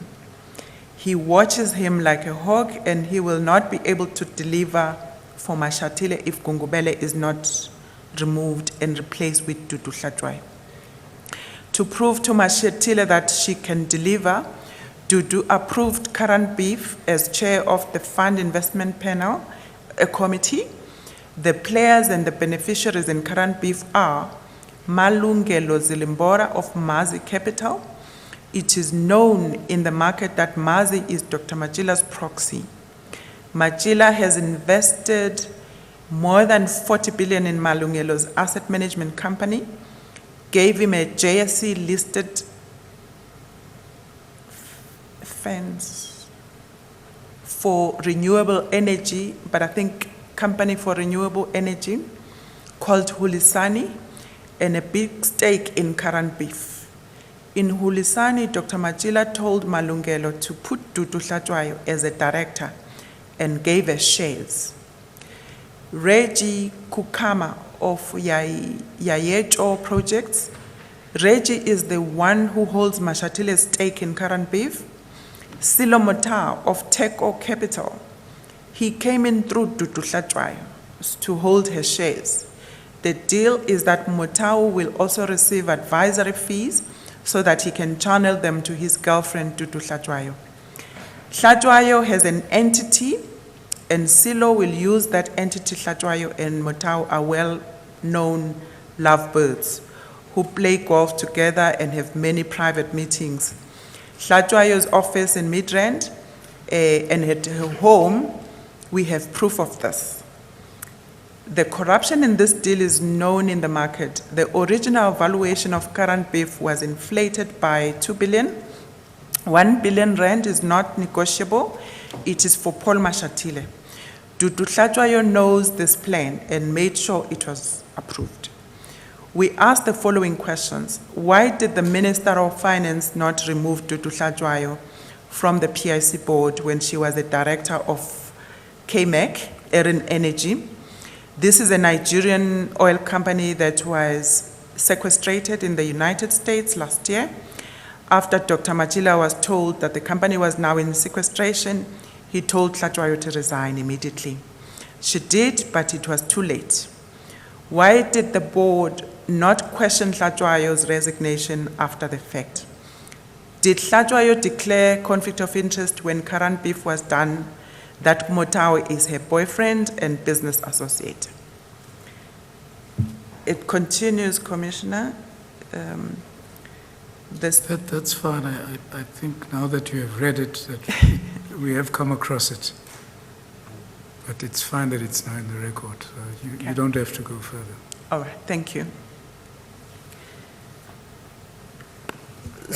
And these are the allegations that you challenge the people who are spreading this in the media to come forward to the Commission and bring proof. Is that correct? I do, Commissioner. As a matter of fact, I would like to point out to this Commissioner that the transaction was submitted to this committee on the 14th of August 2018, and it was supported on the basis that the team would go and further negotiate with the seller who had requested a purchase price of 6.2 billion. The committee felt that that amount was too exorbitant and needed to be negotiated. And the valuation had come out below the figure of 6.2 billion. It had come out at 4.5 billion. We had conducted an independent valuation by RMB. That valuation came up with a figure of 4.5 billion. And that's the figure that the committee approved on the 14th of August 2018. So it cannot be true, Commissioner, that the valuation on this transaction was ballooned by 2 billion, because in actual fact, it was reduced by almost 2 billion from the purchase price of 6.2 billion. Just for the record, RMB is? A Rand Merchant Bank. But our internal team also conducted valuation, which they placed in the range between 4.7 billion and 5 billion. And the range for RMB as well was 4.5 billion and 5 billion. So the committee then approved the lower range, which was the 4.5 billion. The transaction is not concluded as yet, Commissioner. It's still pending. And the funds have not been disbursed as yet. When talking about the committee, what's that, the investment committee? It is a subcommittee of the investment committee. It is a private equity committee, but it reports directly to the investment committee of the PIC. And Just to check something, sort of, all these allegations, they sort of, none are true, say in terms of directorships and shareholdings and all that. Are they true or not true, completely not true? So, Commissioner, I've given a blanket statement that denies all the allegations. And I can indeed maybe pronounce on some of them. There's one allegation that says 2 billion was then reserved for Paul Mashatile. That's actually not true. There's an allegation that says I was taken to meet with Paul Mashatile. And for the record of this commission, I would like to point out that I have never met Mr. Paul Mashatile with my own eyes, except for seeing him on television. I don't know where the Melrose, I think it's a restaurant that is mentioned here, I've never been there. It is also alleged that I was appointed into the Hulisani board through the recommendation by Dr. Dan. The Hulisani board, it's a fund that was supported by Mazi Capital through the funds of funds model of the PIC. The company then gets given a discretionary mandate that allows the company to appoint its board independently. It also allows the board to then do the acquisitions and to list on the stock exchange without the connection to the PIC. The funds came from two asset management companies. One of those was Mazi Capital. The second one was Merchants. There's a shareholding between the two of them in terms of the allocation that they made into Hulisani. I need to confirm also, Commissioner, that I don't have any links whatsoever with Mazi Capital. I don't sit in their board. I don't have shares. I've never had shares in Hulisani, neither in Mazi Capital. And I also maybe need to confirm also that Mr. Motau I've never been in a romantic relationship with Mr. Motau. The two instances where I had an encounter with Mr. Motau was when the PIC appointed me into the board of the Lanseria Airport in 2017. He was already sitting in that board. That's where I met him. And secondly, when I was appointed by MEC Mabuya Kulu in KZN, he was MEC for economic development, environmental affairs, etc., he was appointing individuals into the board of the KZN Growth Fund. It's also an asset management fund. It funds infrastructure projects. I was appointed as the chairman there, and I sat in that board for close to 6 years.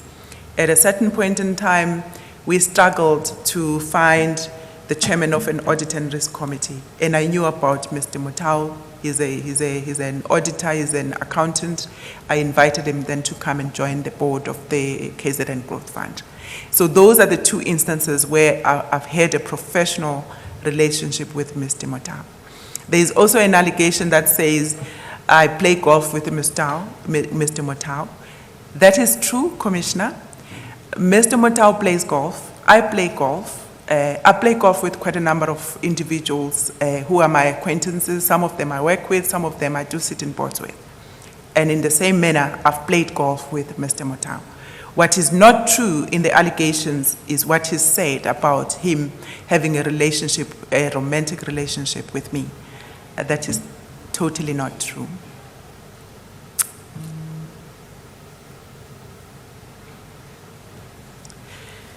So, if you wish, Commissioner, then we move to item number 24. Yes. PIC board meeting held on 1 February 2019. Chairman Gungubele had indicated unavailability to attend the meeting on this day. However, he was then available on the day, and I met him in the lift, and I jokingly asked him, I thought you were not going to be available, Chairman. He said, no. I was excused from the Likhotla meeting. So then I accepted the explanation. During the in-camera meeting of the board on that day, Mr. Gungubele left the boardroom to take a call, which he later confirmed was a call from the Minister of Finance. On coming back, he indicated that he was about to tell the board something significant, which was going to change everything. This is when he told the board that the minister wanted the whole board to resign immediately, failing which the board will be fired by Monday, the 4th of February 2019. Minister was going to appoint the new board that following week. Shocked and confused, I personally asked if by resigning, we were now being declared, especially me, because there had been allegations in relation to me in relation to the current beef transaction. If by then resigning as required, we were now admitting to being guilty. And the response that I received was the one that said, you resign today or face being fired on Monday. The mood in the room was one of indignation and despair, and basically people were saying, maybe it's for the better that we leave this place, meaning we leave this PIC. I personally had to weigh the weight of being fired by Monday vis-a-vis resigning with the rest of the board and salvaging my dignity. At this point, Mrs. Zulu came up with this wonderful idea of resigning en masse. She quickly and flawlessly dictated the letter of resignation to Company Sec, and after having been proofread by everyone, the letter was signed by all members of the board. Then on Monday, the 4th of February 2019, this date came, and Minister Mboweni had not responded to the director's letter of resignation nor appointed the new board, and yet all committee meetings were being cancelled on that same Monday of the 4th of February. Concerned, I then wrote an email to Chairman Gungubele requesting clarity with regards to being asked to remain in the board and retain responsibility and accountability in all matters of the PIC, and yet the only platform that empowers the board to exercise that duty was being taken away. As board members, We only are able to execute our fiduciary duties through attending meetings, through being provided information in the board pack. So when that was removed, I then wrote this email on the 4th of February 2019, asking the chairman, but also pointing out the contradiction, because I did not want a situation where I'm accountable and yet the authority has been taken away. So the following day, if I'm not mistaken, then the chairman, Mr. Gungubele, responded and indicated that he was not aware that meetings were being cancelled, and requested that all board members continue with their fiduciary duties. He requested that all meetings be reinstated in the diaries. The only meeting that was never reinstated, Commissioner, was the special committee meeting that had to preside and finalize the current beef transaction. Until to date, that meeting has not been convened. And right now, Commissioner, the board is in the so-called business as usual era, after also having received a letter from Minister Tito Mboweni where he requested and pleaded with board members to remain in the board, to continue to exercise their fiduciary duties until further notice. That's where we are, Commissioner. And maybe as conclusion, Advocate Lieber, I would like to say, I, the undersigned, Dudu Rosemary Hlatshwayo, Non-Executive Director of the PIC, do hereby confirm, to the best of my knowledge and belief, that the contents of my submission are true. And should the Commission so wish, the contents of my submission may also be verified against board meetings, transcripts of meetings of the board, which may be obtained from the Company Secretary, as well as the file which I have prepared for the Commission. This file contains all the correspondence that I've made reference to. If it's not in here, it's by omission, Commissioner. I can make it available at any other time. So this file is available, Commissioner, and I would like to make it available to the Commission. Thank you. In conclusion, there are two aspects I need you to deal with. You are aware that another director resigned recently, and that the number of directors are now below 10 as required by the Memorandum of Incorporation. Yes, indeed. The board was communicated and informed on the resignation of Ms. Lindy Wetoi, following the confusion as to whether the board has actually resigned or not resigned. She then just handed in her resignation. Commissioner, I am not a legal expert. I would advise that we obtain a legal opinion on the status of this board now with the numbers that it's got, whether it is now in breach of the MOI prescripts. What is the number now? It's 9. Yeah. Well, the legal advice is not going to come from us. We'll deal with that, Mr. Commissioner. There's a last aspect that I need to mention, and it's not in your statement.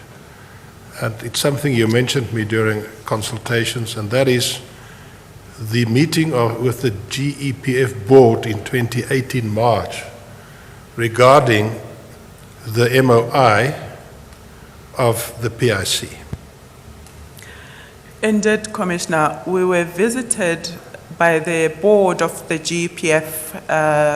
The date can be confirmed, but it was March 2018, where the board of the GEPF raised a concern with the breach of the MOI, given the fact that the structure of the organization had eliminated 2 key positions, i.e. the position of the CIO as well as the position of the COO.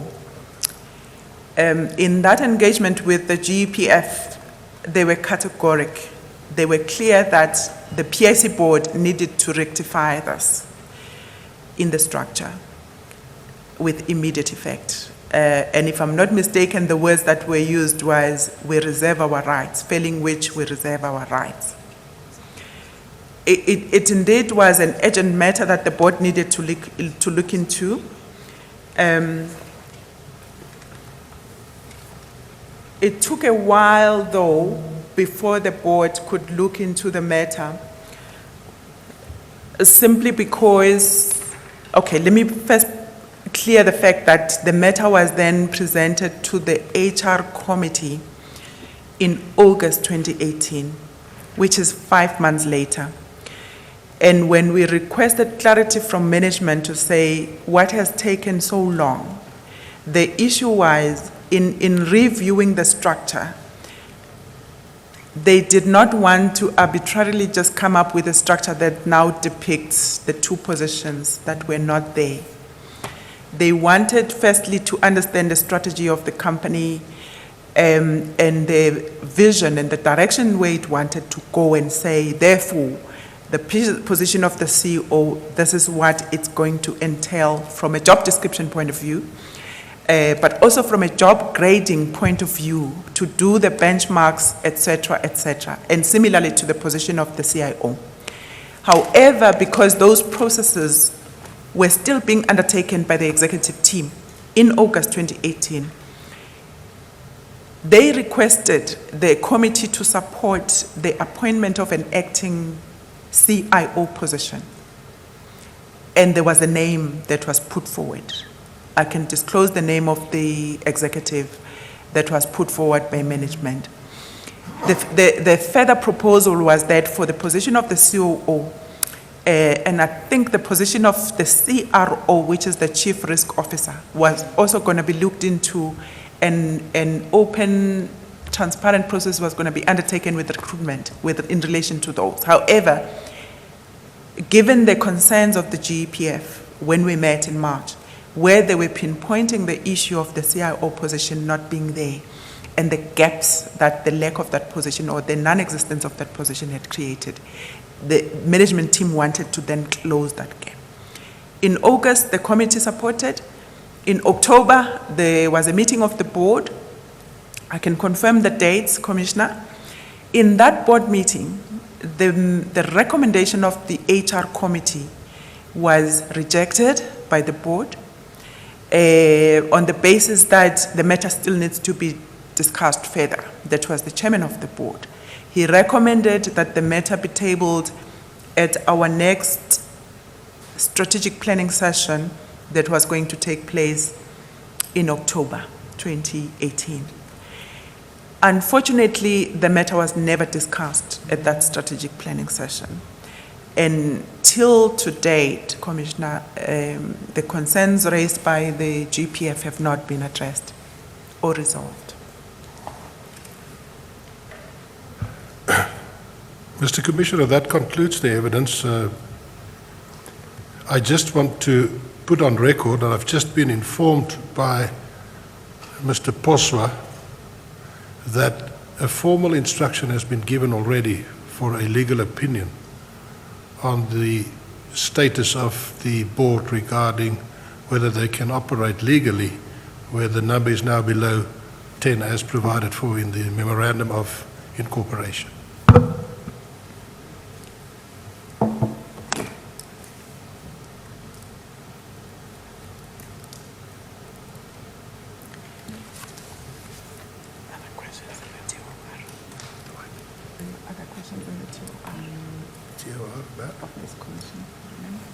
Yeah, well, let's first field their questions. I thought I'll do that.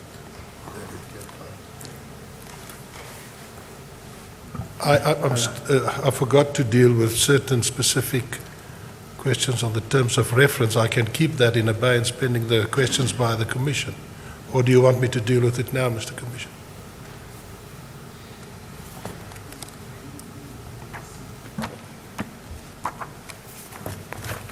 You can carry on. Thank you, Chair. You had sight of the terms of reference of this Commission of Inquiry, is that correct? That's correct, Commissioner. Now, I know you can't speak on all these, but you've already dealt with them. But let's ask specifically 1.3, whether you know of any facts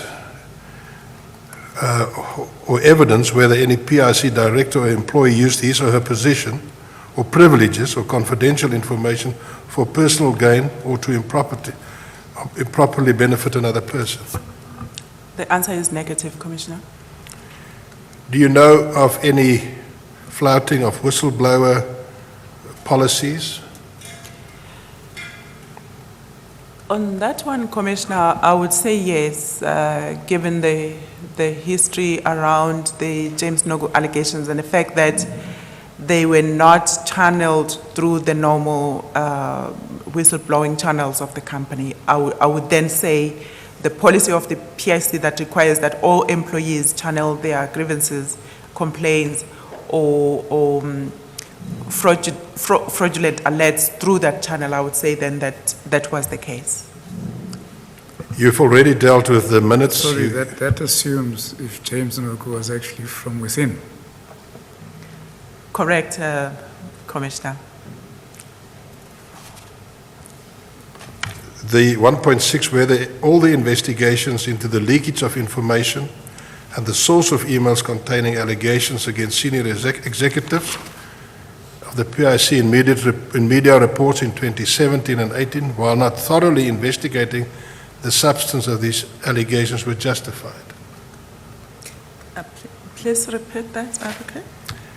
The terms of Rev 1.6 says whether all the investigations into the leakage of information and the source of emails containing allegations against senior executives of the PIC in media reports in 2017 and 18, while not thoroughly investigating the substance of these allegations, were justified.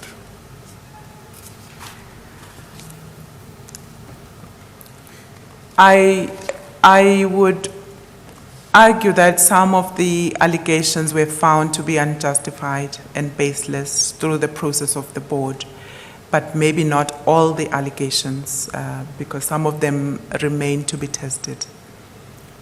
1.7 deals with whether any employees of the PIC obtained access to emails and other information of the PIC contrary to the internal policies of the PIC or legislation. That is true, Commissioner. Some employees were found through an independent process to have committed acts of impropriety in that regard and having had access to systems that they were not supposed to. So I would say that that was indeed the case. I think 1.8 you have already answered, and that is whether any confidential information of the PIC was disclosed to third parties without the requisite authority or in accordance with the Protected Disclosure Act, and if so, to advise whether such disclosure impacted negatively on the integrity and effective functioning of the PIC. And I think you have strongly come out to say that the Noku emails had a very negative effect on the functioning of the board and the PIC in general. Correct, Commissioner. Ms. Matebula in particular, one of the allegations was the leaking of information, proprietary board information to external parties. So indeed, that was one of the allegations. However, the jury is out because the report of the officer that presided over the disciplinary hearing has not released the findings of that process. The last term of reference I want you to comment on is 1.10. In your experience, whether measures that the PIC has in place are adequate to ensure that investments do not unduly favor or discriminate against a domestic prominent influential person, an immediate family member, as contemplated in the Financial Intelligence Center Act, of a domestic prominent influential person, and lastly, known close associates of a domestic prominent influential person. Are those measures presently in place? Are they adequate? Commissioner, I would raise my hand and say, to the best of my knowledge, the systems and processes and policies are in place. However, it depends on the people behind those processes, systems, and procedures to act in a non-ethical way. If they act in a non-ethical way, it's not because of the absence of processes, policies, and procedures, but those are in place indeed. Thank you, Mr. Commissioner.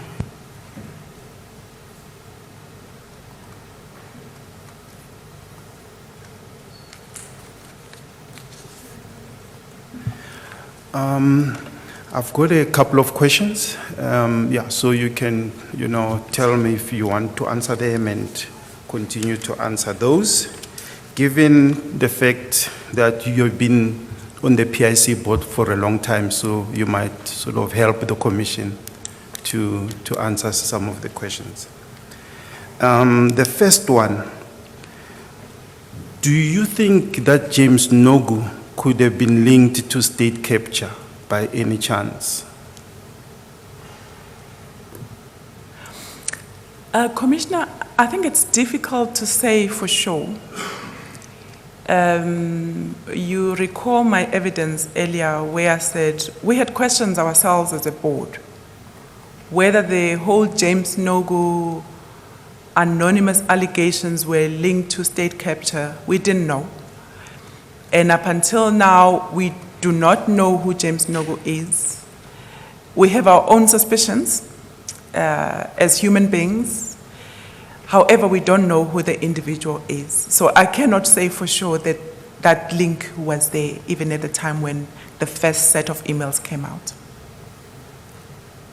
And do you think that James Nogu could be two people, actually, not one or two? Because it looks like there could be some times where they say something to back one faction and then sometimes to back another faction. I think James Nogu is a number of people, and I believe that some are inside the PIC and some are outside the PIC. It's more than two, Yes. It's more than three. So it could well be that that name is just being used, but there are various people pushing their own, agendas. Correct. Correct, Commissioner. It appears to me, just listening to you and the chairperson of the PIC, that there were two groupings generally. Probably sometimes changes sometimes, but there was sort of your group, one would say, and there was another group. Who would have been in your group? I can indicate that it's an open secret, Commissioner. And I think it's a group of people that really wanted to do things the right way without favoring anybody, but to act in the best interest of the PIC. That grouping of people was made up firstly of myself. It was made up of Dr. Claudia Manning, Ms. Tandwasa Fubu, it was Ms. Lindy Wetoy, it was, and Ms. Sandra Beswick. And Mr. Petse Moloto, he was not very vocal on a lot of things, but when the crunch came and we needed to put our mask on the wall, he would raise his hand. And I found him to be upstanding. Dr. Mkwanas, I think, yeah. Where would you? Is it a fair question? Where would you place it? It's a fair question, I think. Yeah. Okay. I should have brought my lawyer, Commissioner. If you don't want to answer, you are allowed. No, I will answer it. Okay. Commissioner, my view is that given my observation on a lot of things that have taken place and where people tended to lean towards, and I think I've touched on some of the things where a matter would be on the table and somebody moves this way and the other one moves the other way. I would say, Dr. Mkwanazi, was in that group of people that was closer to the chairman of the board, Mr. Gungubele, including, I would say Ms. Mukoka is one of those people. I would also vouch and say, who else is there? Goba, Dr. Goba? Goba. That's last name remaining, I think. Yes. Goba, similarly to Mr. Molot, I would say he was also not very vocal on a lot of things, but I've had instances where Mr. Goba would be on the side of the people that saying this board need to be upstanding and do the right things. And I have to say Mrs. Zulu was on the other side. On the other side. So it looks like it was really five, and maybe one or two people in between? Yes. Yeah, is that correct? Okay. Yesterday, the chairperson said there was a group that, you know, whenever there were arguments, they would back the former CE, Dr. Machila. And he said that, he couldn't understand why they were doing that. Is there, do you think there was a grouping which was sort of in the pocket of the CEO or for, to find a better word, who were overzealous supporters of the CE, the ex-CE, and why would they do that? Why would they be taken as, these ones, they will support the doctor until the cows come, Yeah. I think a similar question was asked also to Dr. Manning when she was here. And for me, truly, the answer is there is not one member of the board who would do things simply because they want to cover or favor a certain individual. The principle that always pertained in the board was one of saying policy, it said governance, what are our responsibilities, and in my view, that was what the board conducted themselves on. The perception might be there that certain people were favoring the CEO. I don't believe that we were favoring the CEO in any way. But I think we were favoring the principle of doing the right thing for the PIC as an organization, but for ourselves. Because I always take it that as a board member, I have my fiduciary duties, and I'm liable severally and collectively with other board members. So when I take decisions, I'm looking at myself first and saying, what is the right thing? What is the right decision to make with this matter? I never take a decision because it's going to protect somebody else. And I want to believe that the majority of the board members that tended to be in the same camp with myself were people who were wanting to do the right thing. In the UDM matter, the chairperson filed a separate affidavit, to oppose the, not to oppose, but was it to back up? He decided abide, not to oppose. Not to oppose, yes. Right. If you take a resolution as a board and another board member takes a contrary decision, just explain to us how does that works? Was that proper for the chairperson to do that, or did he have the power or the leeway to do that? Just explain to us some intricacies there for us to understand more. Commissioner, my understanding of corporate governance is one that says in the board, we are all directors and we are all accountable, finally accountable. And therefore, if a matter arises that then questions the board, we need to be together because we are a collective.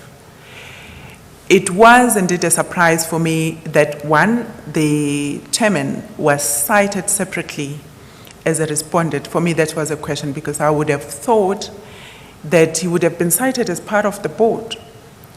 But he was indeed a separate respondent on the matter in the affidavit itself. But then I would have thought that, especially for a chairman that was not there at the time, having been guided and provided with the supporting documentation and the arguments and the rationale why certain things were done, the chairman would have then took sides with the board. But that didn't happen. And I have to say that it only happened at the end, by the way. We had a meeting that lasted almost the whole day when we were discussing the affidavit of the board in response to the UDM application. In that affidavit, we had been given an indication. In fact, Commissioner, we had been given sight of the affidavit by Mr. Gungubele where he was also opposing. That affidavit was circulated to the board from some attorney. It was only towards the end when we thought that we were just about to sign the affidavit that the chairman came back and said, nope, I'm not going to be part of this affidavit. The board is on its own. I'm gonna not oppose. In other words, I'm going to abide with the application. Did he say in my capacity as the fourth respondent or capacity as chairman of the board? So that I would have to verify, Chair, that nuance. I may have to verify, but I think I recall the fact that he said it's the board that was there at the time without me. I will respond to my own affidavit where I'm not opposing. The next one I wanted to check is with regards to the powers of the chairman within the PIC board. Because it appears that there are times you had to ask for documents, you had to request things which in many boards are just normal process. When you were feeling aggrieved, was there a time when you sort of looked at the powers of the chairman and say, this can be done, this can be done? You know, yeah, I hope I'm clear on the question. Yes. I think it might have come out in my affidavit in the section that talks about the board under the leadership of Mr. Gungubele. For the first time for me, Commissioner, and I'm being honest to this commission, where I felt that the chairman was not considering himself as one of us or as a director, where he would take decisions. And in a lot of times in the meetings, he would say, in my capacity as the chairman of this board, he would take certain decisions that are not aligned with the board or have not been tested with the board and endorsed by the board. So it just gave me that feeling of discomfort to say, but we're supposed to be here together with the chairman. He must be our spokesperson as a chairman, obviously. He must sign documents on our behalf because we can't all sign documents. And I will give a classic example on a matter that happened which relates to the approval of the incentives for the executives. Those are the ones that come to the board for approval, and obviously they have to be recommended to National Treasury for final approval. Where the board ran its process. I'm a member of the HR committee. We ran the process. There's contracting. There's the corporate balance scorecard, which had been approved by the board.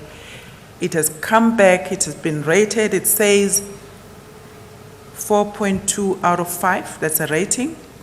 And the committee says we're now recommending this to the board for final approval, because then the board must also work out the bonus pool. It must do the rest of the things. And once that is done, the recommendation goes to National Treasury. We did that. In this last instance, we had a situation where employees had to toy, as in with placards in the building, noises and drums and stuff, because it took a long time before the employees were paid their bonuses.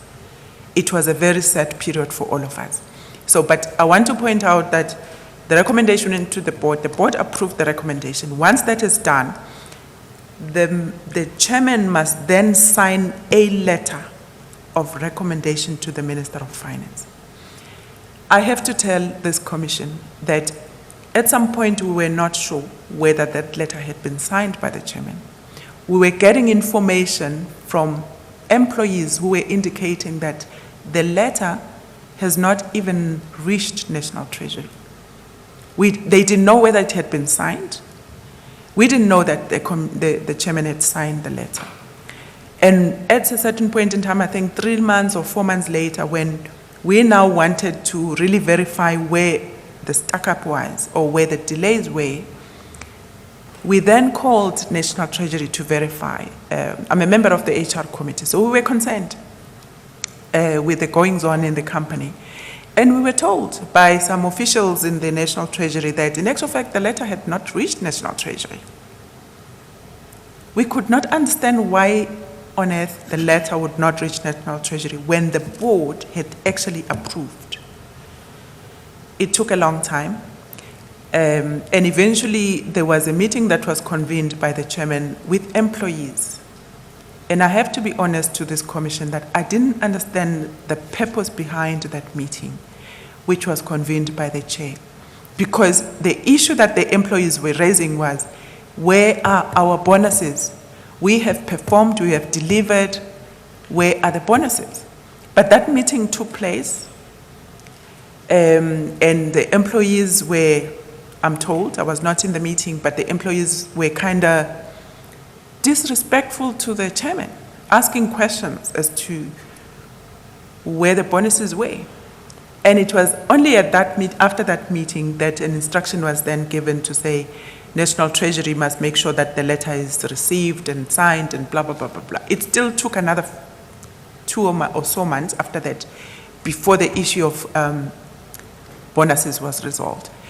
But in answering the question directly, Commissioner, in saying, do I feel that the chairman and us, we are two institutions? I felt that in a lot of times, especially during this dispensation. But it was done within his powers? I mean, all these issues, he did them within his powers? Please clarify. Sorry? Can you clarify the question? I said that, the chairperson has got various powers within a board. There are things that the chairperson can do. There are things that maybe they cannot do. So all the things he did them within his powers in general? I don't believe that, Commissioner, because I think when a matter is presented to board for final approval and the board says we approve, he's part of that. If anybody in the board is not in concert, is not in agreement, it needs to be dealt with at that point in time. So I don't agree with the matter of then the issues get opened after the approval of the board. There's a resolution of the board in place. So I don't support a view that says the chairman has got powers, because I don't believe those powers are outside of the board. I think the powers of the chairman are inside the board. And if he's got questions, he must ask the questions inside the board meeting. First round done, I think I'll give Jill a chance. I'll go 2 or 3 more, but those are separate questions. Thanks very much, and thanks for your presentation. It's been very clear. I'd like to just go to a couple of points. When you were raising the question of not seeing any breach of policies in the MST deal, did you know about the ministerial intervention at the airport and all of those kinds of pressures put on the CEO? We didn't know. That only came out in the report of Advocate Badlender. Okay. In terms of I want to just refer to, you say in terms of 1911 in your statement, you indicate that, sorry, I'm just getting to the page myself. 1911.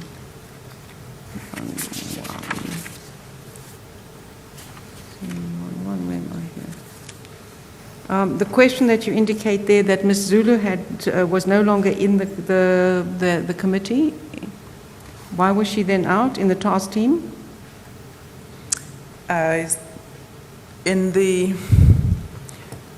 So that's a later task team that was formed. It was initially, if I understood you correctly, it was Dr. Mkhwanazi, yourself, and Ms. Zulu, and then she was no longer in the team. Was there any particular reason for that, or was that a different set of matters? Commissioner, she was implicated in the allegations. So the task team that was Okay. formed Excluded her. she was implicated there, so hence she was not part of the task team. On 215,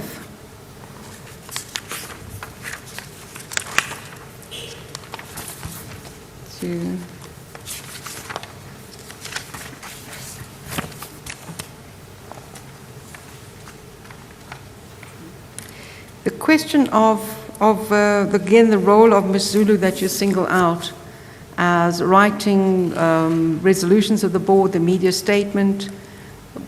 Is that a normal procedure that a member of the board in the meeting starts preparing all of those things? And who, in a sense, I mean, if somebody's going to do it, you say, would you mind doing it?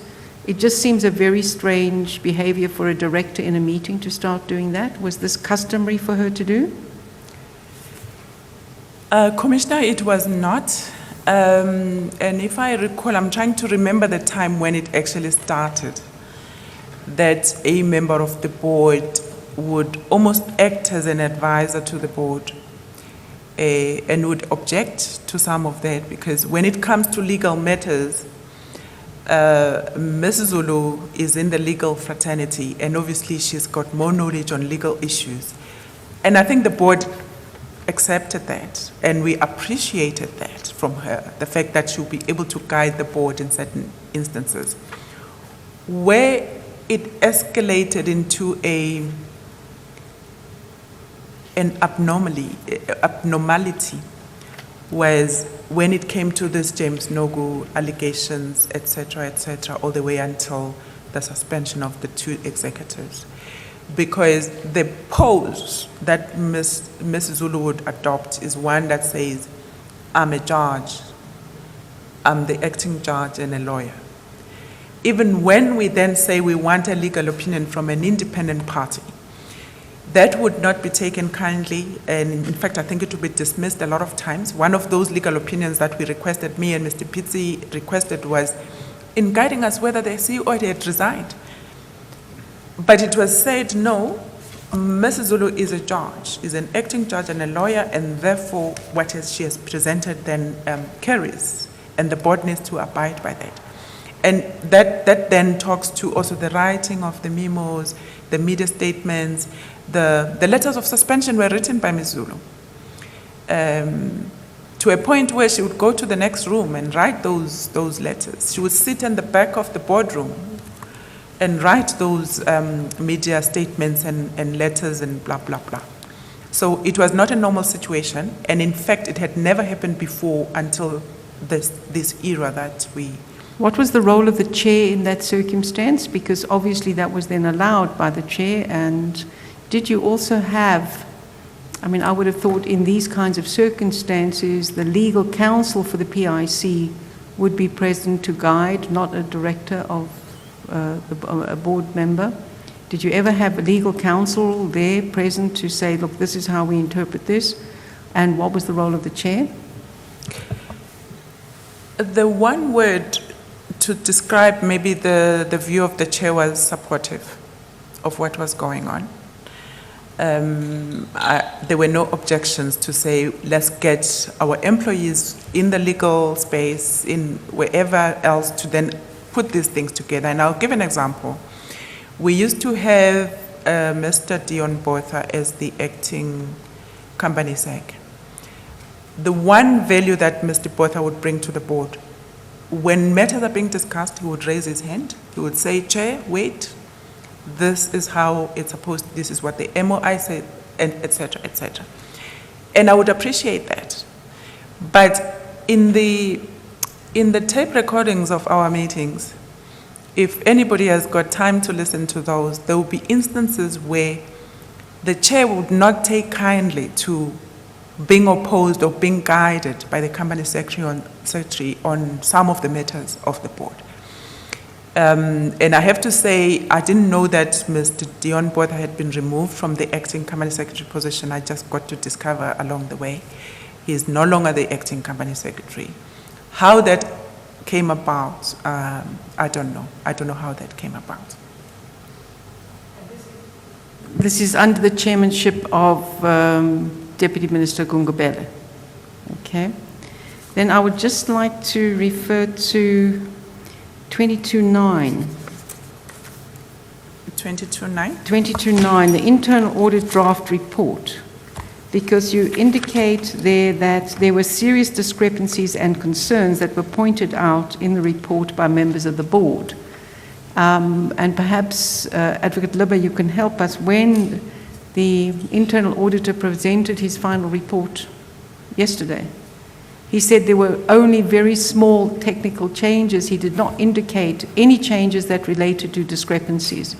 Are you able to give us any indicate, from your recollection, any discrepancies that were asked to be addressed and so on? Because that is not what he had said yesterday, as I understood it. Yes.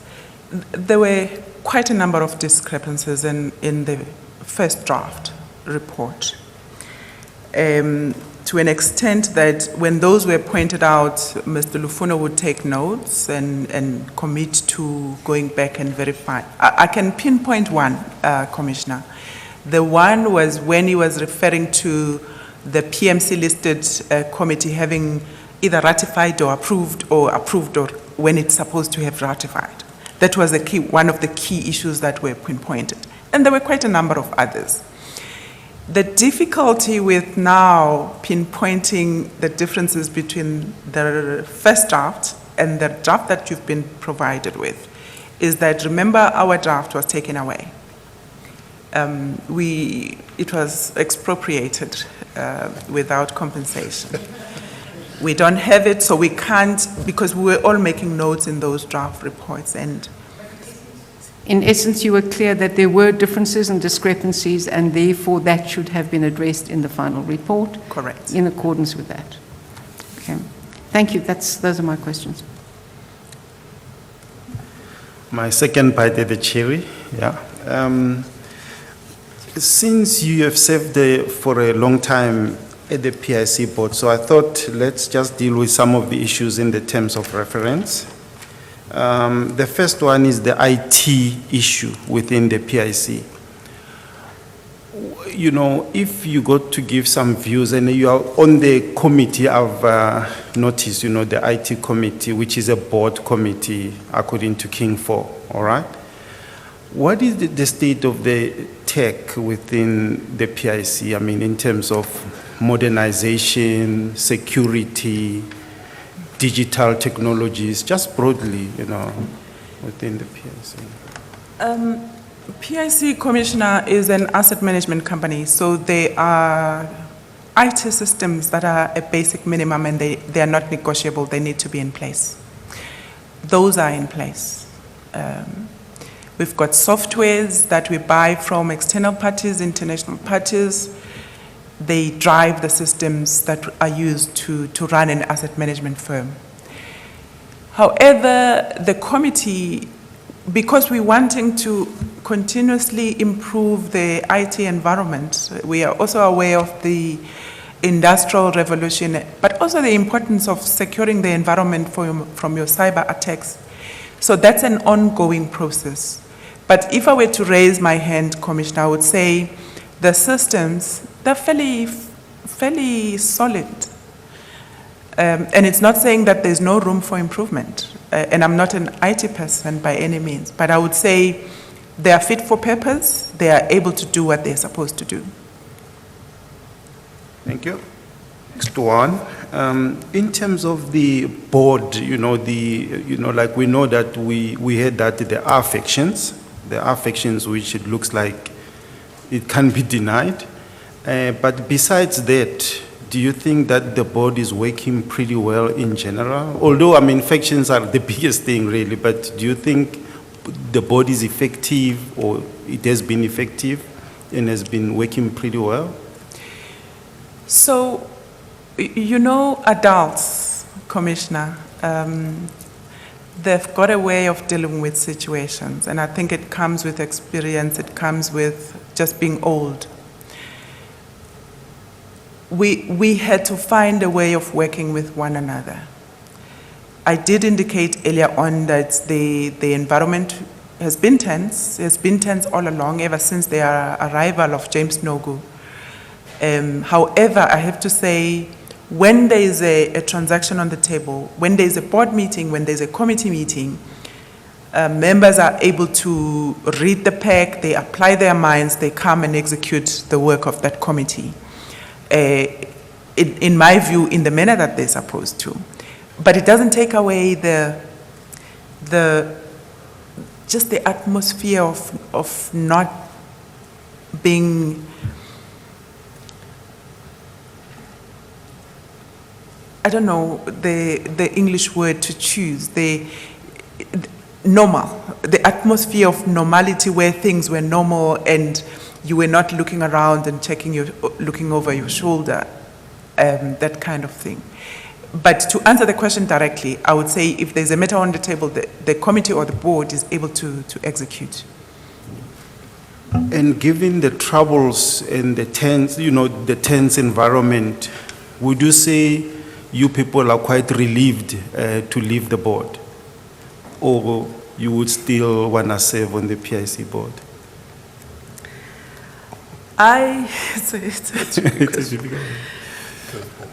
It's a curveball, Commissioner. But honestly, I was looking forward to serving my term to the end. In fact, Commissioner, I had done everything in my being to make sure that I'm an individual with integrity, that I carry out my fiduciary duties, to a point where when I woke up one morning, there was a James Nogu email. To me, it was such a painful incident to wake up and find out that there is a Dudu Hlatshwayo that looks like brass, as the James Nogu had actually painted Dudu Hlatshwayo. So I would say, even at this point, with all the negativity and everything else, I am prepared to serve PIC. I'm prepared to continue to serve the organization to the best of my ability. Second, last one. The CIO and the COO positions were collapsed, and I just wanted to understand from the board point of view, how was that process undertaken? Was that approved by the board? How did it go down, as they say? Commissioner, the matter arose in 2014. It was my first year in the board at that time. It was at the time when Mr. Masilela had resigned and Dr. Dan Mochile was then appointed as the CEO of the company. The board deliberated at length as to an optimum structure that would serve the PIC at the time. And I think cognizance was given to the fact that Dr. Machila had been with the organization in the position of the CIO for, at that time, I think it must have been 10 years, because he served another 4 years now as the CEO. So the issue was, we need to create an environment where there is leadership that is able to move forward with this organization without any problems, without any issues. I have to point out, though, Commissioner, that a concern was raised at the board with regards to the structure, which at the time would then entail just two individuals, the CEO and the CFO. If I recall, my concern at the time was the span of control and the concentration of power within the two individuals. However, the board agreed at the time that this was going to be a test case that was going to be reviewed on an annual basis. And if it doesn't work, if the structure without the two positions didn't work, the board would then be able to review and factor something else. Yeah, linked to that question is the question of the structures or the model, the operating model. The structure is pretty centralized within the PIC, you know, with no Chinese walls in many ways. Do you still think that the model works, you know, within the PIC, the operating model? Mm-hmm. Do you have any views on that? We, as a board now, I think as a collective, we now understand the difficulties of having a centralized structure. One of those is the Competition Commission issues. In the past, we would say there are Chinese walls between the listed and the unlisted. The teams don't work together. However, it's been pointed out to us that indeed it is a problem. But also, in the past, PIC has evolved.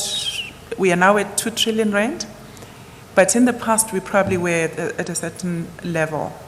In other words, we're a small organization, so we're able to work around these things.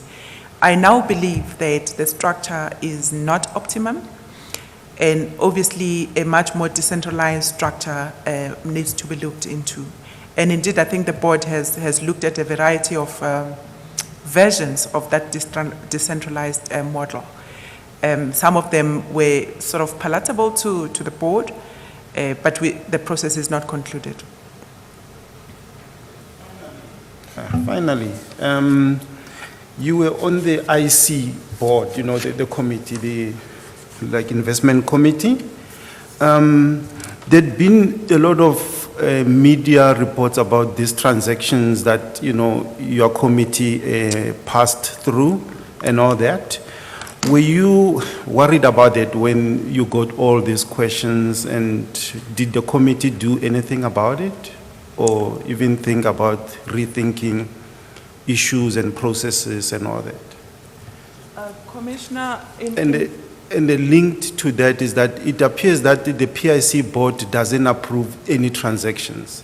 I think like 10 billion or so, it's what the management can do. Commissioner, Yeah. if you can just give me 2 minutes. I anticipated the question last night. Okay. And I prepared. Okay. If I can just add, while you're thinking about it, your sense of your opinion today, given all the things that have gone on about the levels of delegation of authority.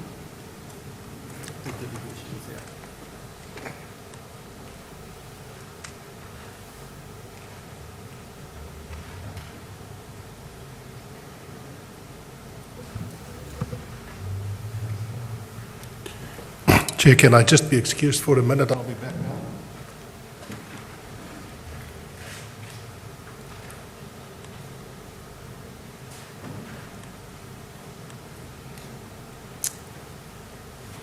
So, Commissioner, if I may continue. The question is, did the board or the investment committee address itself to the concerns that were raised in relation to the IO transaction? A direct answer is yes. The investment committee, firstly, it had to recognize that the IO technology investment was executed within a mandate of management, which was the PMC listed mandate. Park that, Commissioner. However, when in March, we then, in the media, we started to see the media articles coming out on probably the alleged valuation being ballooned, parties that were not supposed to be in that transaction being named. We then were alerted to the transaction as well.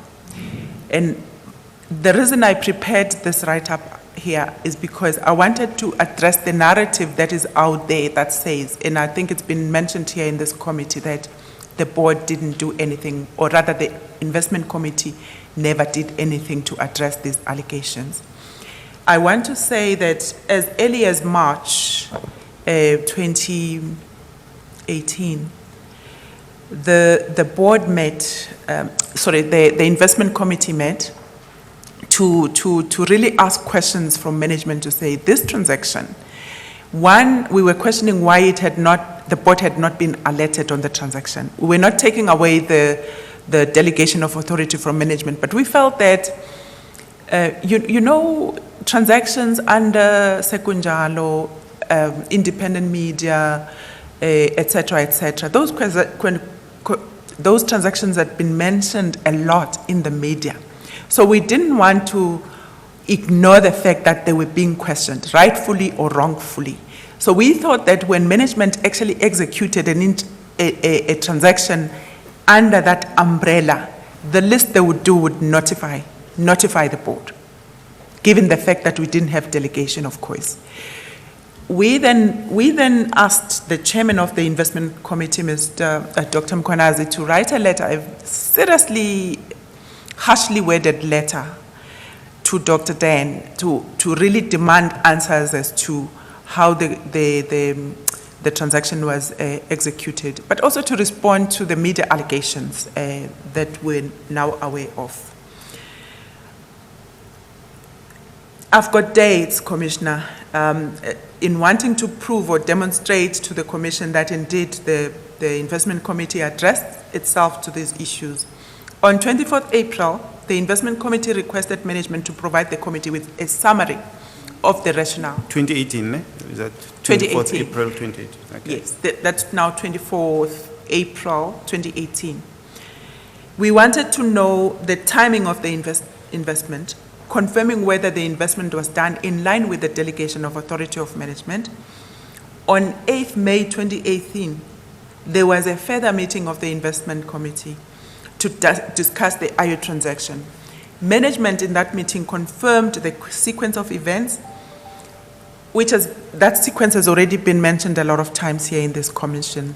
The signing of the subscription agreement, the release of the funds, the meeting of the PMC, etc., etc. But we wanted to know and understand the sequence of those events. Management confirmed that they utilized their delegation of authority.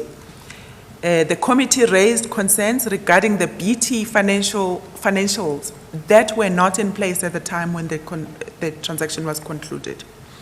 We also questioned why disbursements were made without conditions precedent being fulfilled. We also questioned why the put option had not been signed and the implications thereof. That was the meeting, I think I've indicated the date, Commissioner. The meeting of 8 May now, 2018. And there was a further meeting on the 23rd of May, 2018. This was a meeting of the Portfolio Management Committee, which met and dealt with the questions that had been raised by the committee. And then we had, on 30th May, the Investment Committee then deliberated on two submissions. One of those was the report of the internal audit. Remember, Commissioner, I made mention earlier on of the finding that had been made by internal audit on the process. So this is when they were presenting that here, as well as the report of the listed investment team, where they were giving us the sequence of events, how they took place, and how the meeting then, meeting of the 20th of December 2018. So is it 17? 17. Yeah? 17? 17. Then actually approved and ratified the due diligence step that had not been covered. Internal audit had made a finding. Okay, so I've mentioned that, Commissioner. The committee noted this finding by internal audit and requested that it be regularized, and I think I mentioned it earlier in my submission. The committee further probed the reasons why the BE transaction had been concluded at 150 per share shortly before the listing, whilst the PIC transaction was concluded at 43 Rand per share. Committee wanted disclosure on who the BE parties were and reasons for the steep premium from 150 to 43. These are matters that are documented, Commissioner. It's minutes that I was looking into here. The committee then also, the transaction team presented the valuation of IO because there was a big question mark on the valuation itself. Can I just stop you there? Let me just ask a question which could truncate this a bit. Which transactions go to the IC in terms of rent amount, and which ones remain within the management?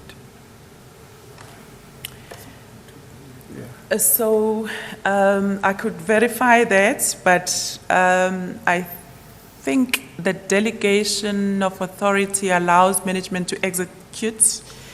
It depends whether it's listed or unlisted. For unlisted, anything below 500 million, management will be able to execute. But it's a different scenario completely for listed companies. So, but I can verify the thresholds that apply.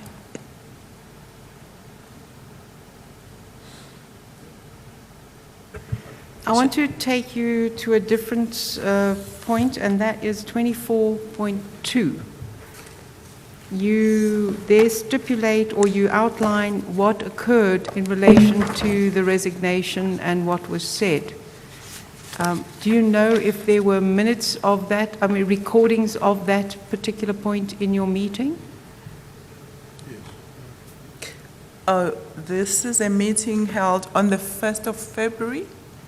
24.2, this is the meeting of, yes, it would have been the 1st of February. Yes. Is there we do recording have of that? meetings, minutes and tape recordings of this meeting. I think, Judge, it would be useful to look at the tape recordings of that, given the different statements.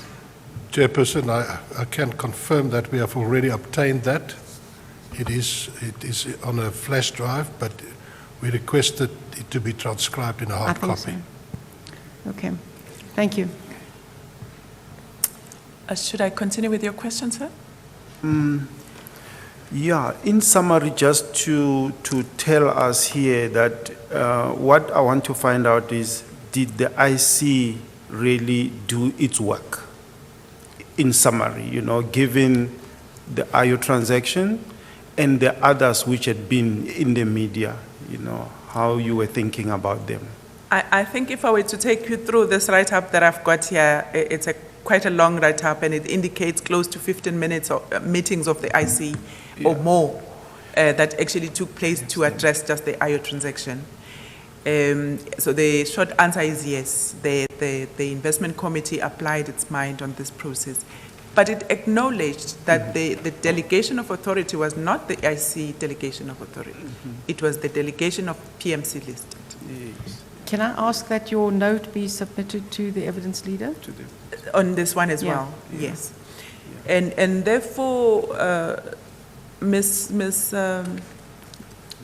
Marcus, you were asking a question on the delegation of authority that was applied.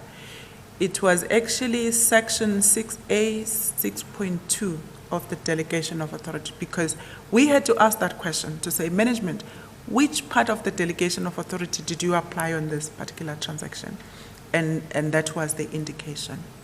But as a member, if I could just follow up on that, as a member of the board and the investment committee, are you satisfied with the delegation of authority as it stands and the very limited referral to the board as a whole that is a consequence of that delegation? Do you think it needs review, or given all of the things that have occurred? Well, this IO transaction has opened our eyes, and I think the answer is yes. We now know that there may be areas for improvement in the delegation of authority. And because we had pinpointed a big gap in the listed space when it comes to what is called the book builds vis-a-vis the portfolio balancing, etc., we now know that there are transactions that, by their very nature, it's in the listed space. You cannot disclose a lot of information, and you need to, if you want to participate in that transaction, that has to be entrusted to the team, and the team must be able to react within a reasonable amount of time. However, we have now become aware also of areas where those areas are not so urgent to then just require management to act, let's say, willy-nilly and make those decisions, because they can still be taken through a normal process, given the amounts involved.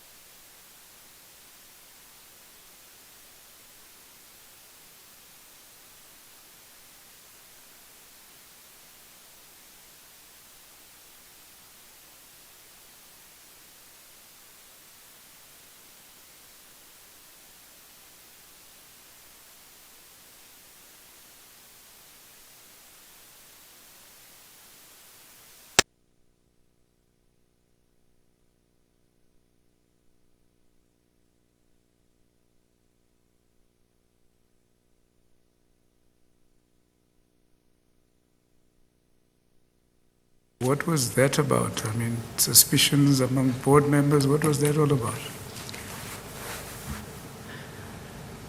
Commissioner, in an environment where there is a lack of trust, that's what you get. You get people really looking at each other and wondering, is Advocate Liba the James Nogu? The environment is toxic. The environment is full of suspicions. And our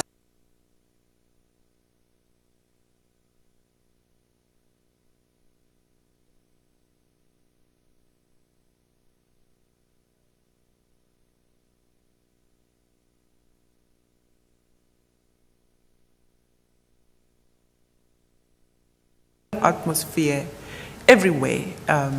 You meet employees, and employees are fearful. They say, who's coming next? And you've got no answer to a question like that, really, because there's a lot being said in corridors, there's gossip mongering, etc., etc. So it's just the atmosphere of a lack of trust that I was trying to demonstrate to the Commission. Yes, no, I wondered because I can understand that position amongst employees, but I just wondered why should that be at board level as well? But anyway, you've answered that question. Because of the leakage of information. You mentioned... Yeah.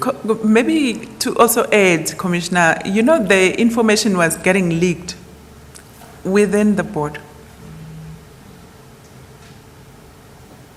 I understand that.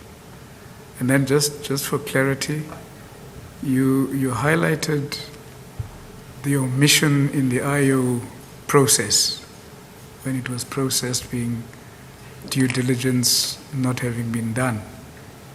Was that the only omission? Wasn't there another omission further up where the subscription certificate was signed before approval by the PMC? So when we checked the issue of the signing of the subscription, the answer that we got from management was that it's in the nature of the listed space that in order to close the deal, you would sign the subscription and then go back and ratify. I've got a minute because I checked the minutes in this regard. That's the answer that we were provided with by management when the question was asked to say, why was the subscription agreement signed before the actual approval, etc., etc., etc. But we were provided with answers to a variety of questions that we had at the time. So, but in hindsight, Commissioner, and now wanting to really make sure that the processes are up to scratch and they are very sound and tight, we're wanting to make sure that the team needs to be able to follow certain processes, especially in pre-IPO situations which are not urgent, which IO technology was one of those. But of course, the delegation of authority allowed that situation, hence my comment earlier to say we now need to go back and re-engineer the whole environment. And the fact that now we're looking at a decentralized model, it does touch on the DOA as well, because you now need to rejig the DOA to support a decentralized model. So there is a lot of work that needs to be done on the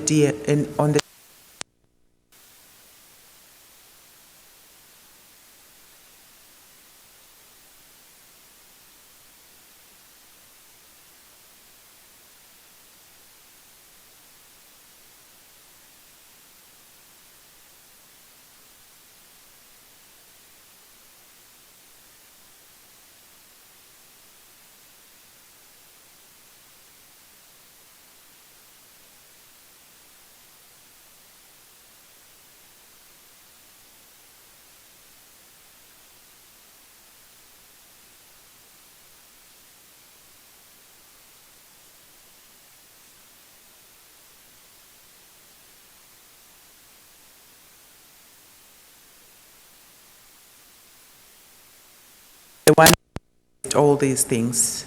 Prior to that, I think it was almost hidden to us. It was in the delegation, obviously, but I think it was not so visible to the committees and maybe to the board as well. When it was surfaced, it was when the internal audit team then said there was a misstep. There was a step that was not fulfilled. And when the second step was carried, it never reflected on the fact that the first step was not regularized. And we then said, given the delegation of authority, the team, the executive team needs to go back to that meeting and regularize these matters. Yes, lastly, areas of employment. Did the board have any authority to suspend a junior official like Mr. Siade?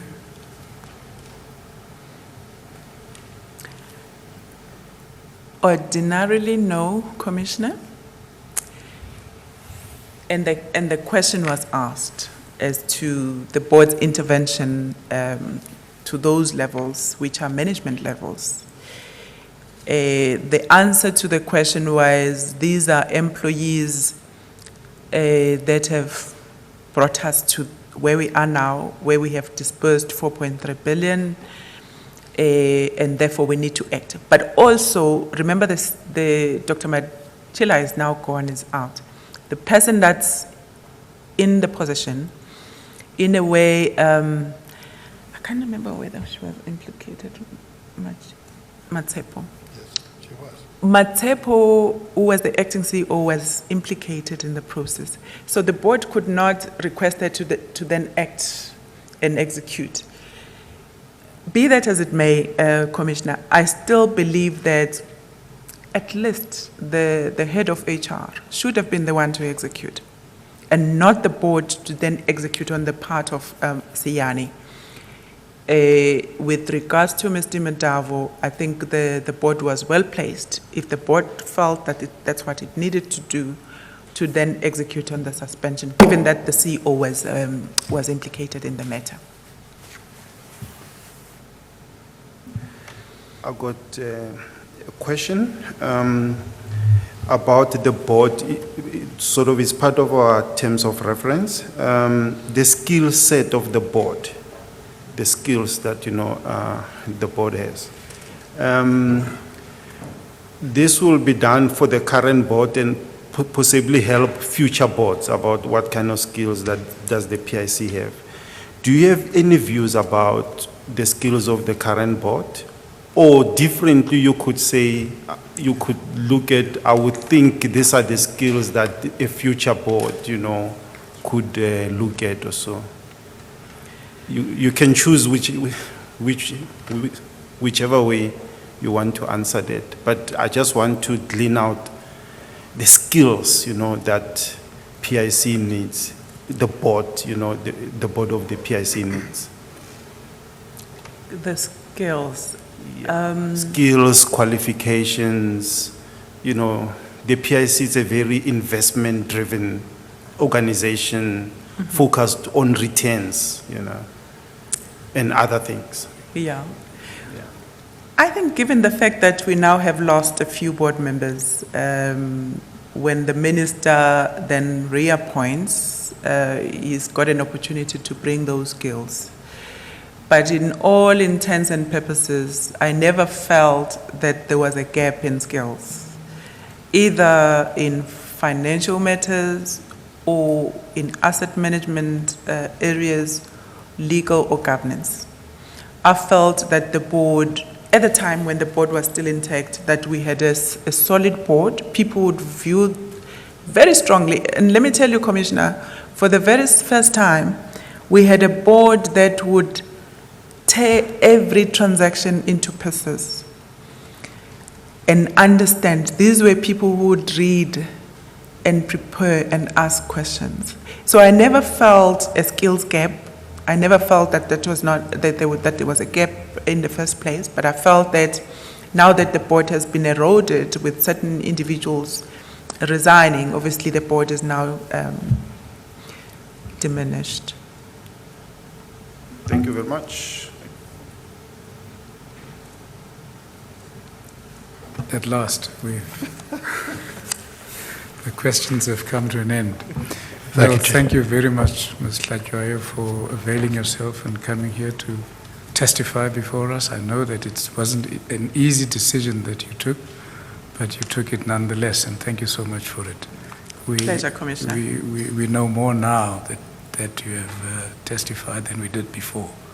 Thank you very much. Chair, can I ask that the adjournment be taken till 2:30? I have a bit of a logistical problem with a witness, and it would make my life easier if we can start at 2:30. It's already there. I mean, it's already past 1:30, so we will come back at 2:30. We'll adjourn until 2:30 then. Thank you.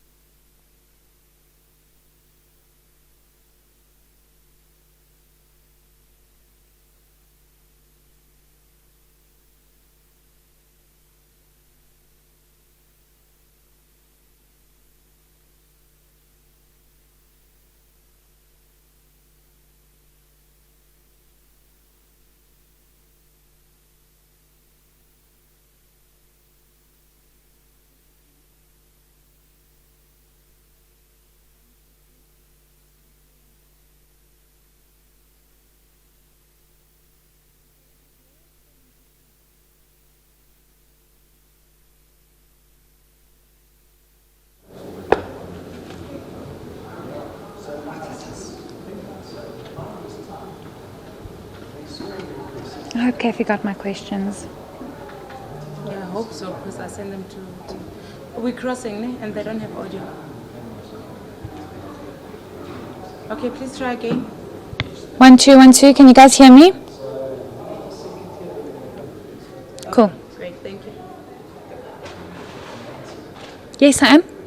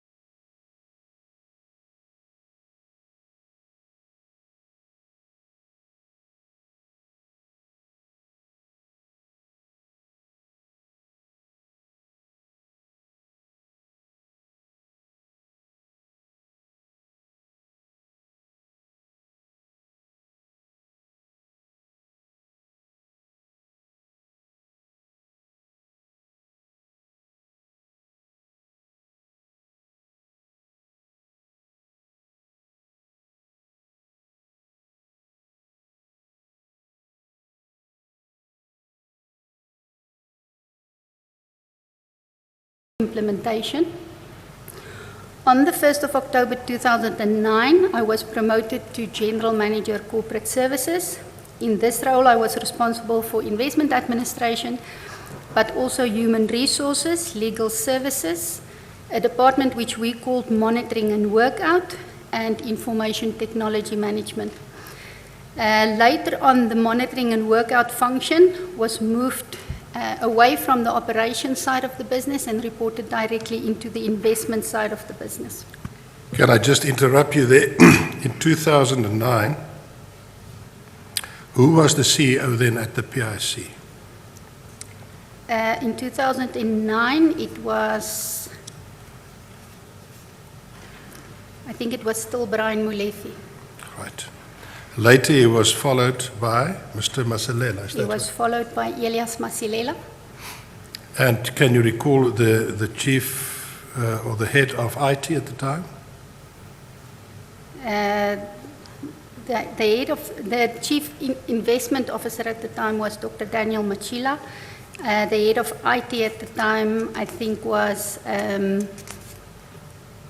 sure, It's not that important, we can come back to Mr. that. Baloy. Right.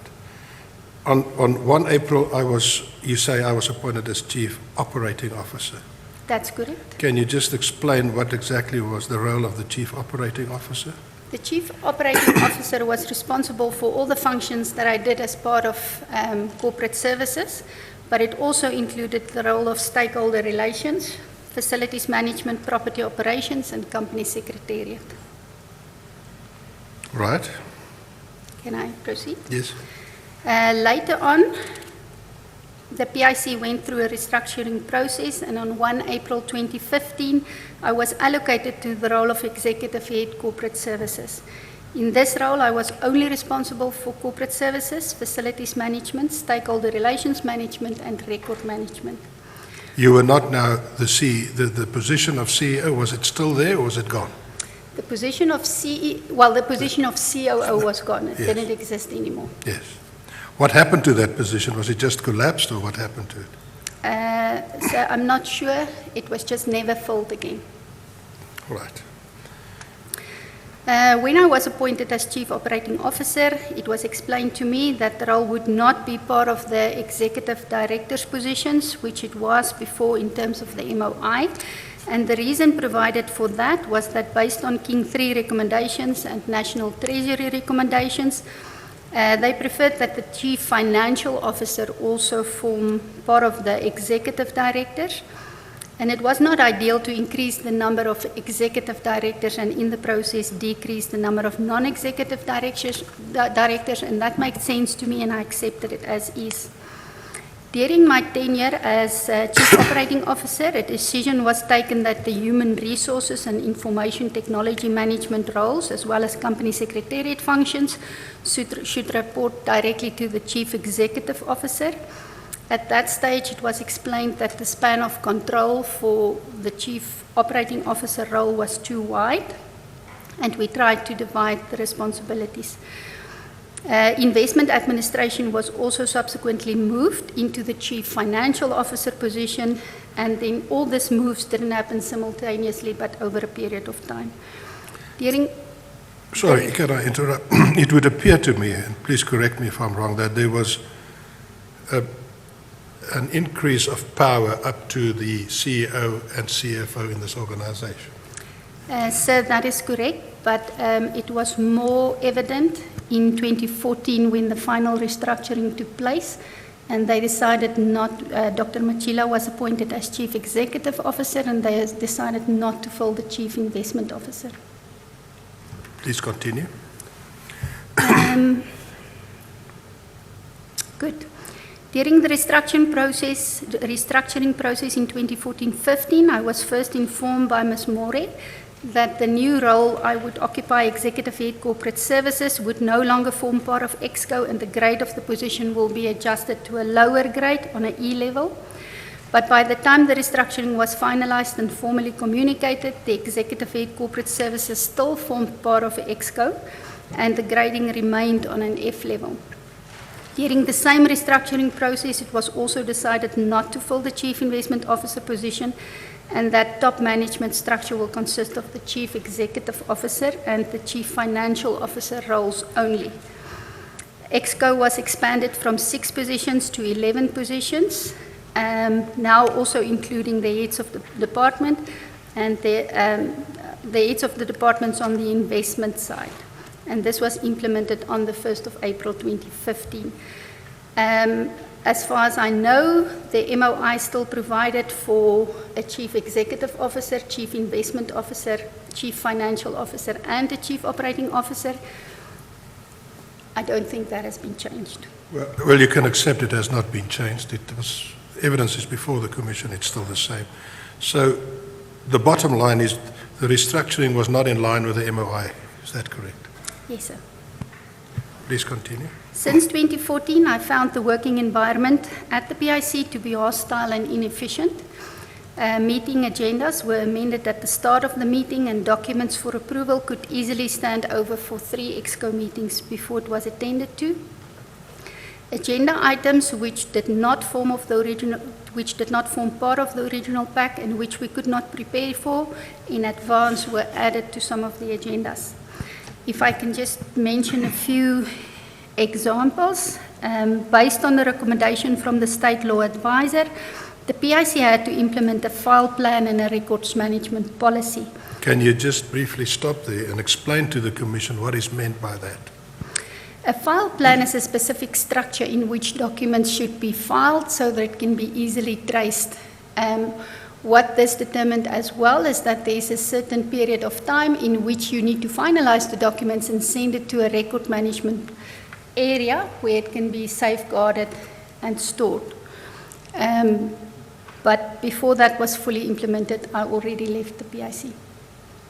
You mentioned that you had to submit the same approval documents numerous times to ExCo before I could proceed with the project, implementation, etc. What happened there? Sir, I think that the records management policy was not a priority for all the managers at that stage. They saw it as an admin burden, and they were not willing to implement the policy and adhere to the policy at that stage, and that's why it made it difficult to implement. But this was a recommendation from the State Law Advisor? Yes, sir. That had to be implemented? Yes. At the end, it was approved and it was implemented, but it was a tedious process to get there. Then, sorry. Just a question. In your fourth paragraph, the fifth paragraph, the one from the top, the fifth paragraph, you say that meeting agendas were amended and ordered. Which committees were you serving at? I was serving on the ExCo. The ExCo, yeah? Yeah, The executive and it's committee. specifically the ExCo that I'm referring to there, sir. Oh, okay. All right. Thanks. Thank you. Okay, another incident that we had is ExCo approved the appointment of PwC to assist with the restructuring organizational redevelopment process. Can you just stop there? You referred to REM channel. Can you just explain to the Commission what is that? Okay, Commissioner, the PIC adopted what we call the Patterson Classic grading system. And REM channel was a system, it's a scientifically designed system that determines the grade of the position. So when you grade a certain position, you're not supposed to do it by taking a certain incumbent into mind. You just think of the role and what's the output that you need from this role. So this system will guide you in terms of the questions, and then it gives you a grading at the end of the process. So if you use the system correctly, it's not easy to manipulate the grades. And this makes it possible that company A can grade a position and company B can grade a similar position, and you'll get a similar grade so that you can properly benchmark it. Is it a well-recognized scientific and internationally accepted program? It is, sir, and it's currently managed by, it's called REM channel, but it's managed by PwC. So when we appointed the PwC consultants, their role was to assist the line managers with job descriptions, the whole job grading process. The reason for that is you need to undergo training before you can use the system. They said you must be certified before you can use the system. And at that stage, I only had a few people in the HR department who was certified to use the system, so we brought on more consultants to do the process. But the process was halfway through, and then the chief investment officer at the time and the chief financial officer at the time wasn't comfortable with the grades that we determined through this process. And through the system, they called it a black box, and they felt that EXCO is in a better position, and we know better what we want instead of this consultants and the system, and the project was stopped. Can I just interrupt again? You say the chief investment officer and the chief financial officer was not happy with this process. Can you just put names to them? The chief investment officer at the time was Dr. Daniel Machila, and the chief financial officer at the time was Matsepu Mori. Okay, thank you. So they decided that the grading of the positions will then be done by EXCO themselves, but we did it through discussions in different EXCO meetings instead of through the REM channel systems. What happened to PwC? They were asked to leave the premises. There were the impression was that they didn't do a proper job, and they were removed from the premises. Question? Do you know by any chance currently where does corporate services report to? I mean, do we still have corporate services at the PIC? Chair, I'm sure that we should still have corporate services at the PIC, but it's been 3 years since I left, so I've got no idea where it reports into. And you wouldn't even know the level, whether it's E, level E or something else? I've got no idea, sir. Okay, all right. I'm sure we'll find out. Okay. And then another incident, and I apologize that it's not on my statement. When we filled the position of property operations manager, even before we had the interviews, Dr. Dan called me and asked me to appoint Nozipu Masibuku at the time. I then asked him that I still want, because both the candidates that we interviewed were internal candidates, I feel that I still need to go through the interview process, and then we'll look at the results thereafter. I went back to him afterwards and I said that I felt that Mr. Kwabena Boateng's qualifications, his experience and the way he prepared for the interview was a lot better, and that he's actually the successful candidate. I then proceeded to appoint him, but not long after that, they demoted the grade of that position to a grade lower than the original position he occupied. So instead of a promotion, he actually got a demotion. So that made it difficult to work with the people. Just go a bit slower.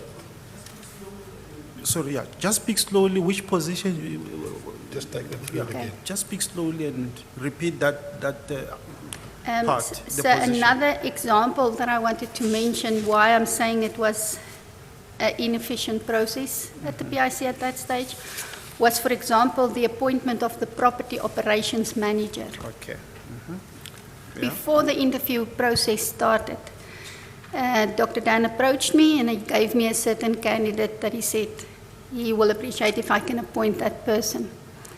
We then continued with the proper process of interviewing, etc. And I went back to him and I said, because both of these people that applied for the position were internal candidates, I went back and I said that I felt that the other candidate, Mr. Boateng, was actually a better candidate. His qualifications were better, his experience were better, and he was better prepared for the interview.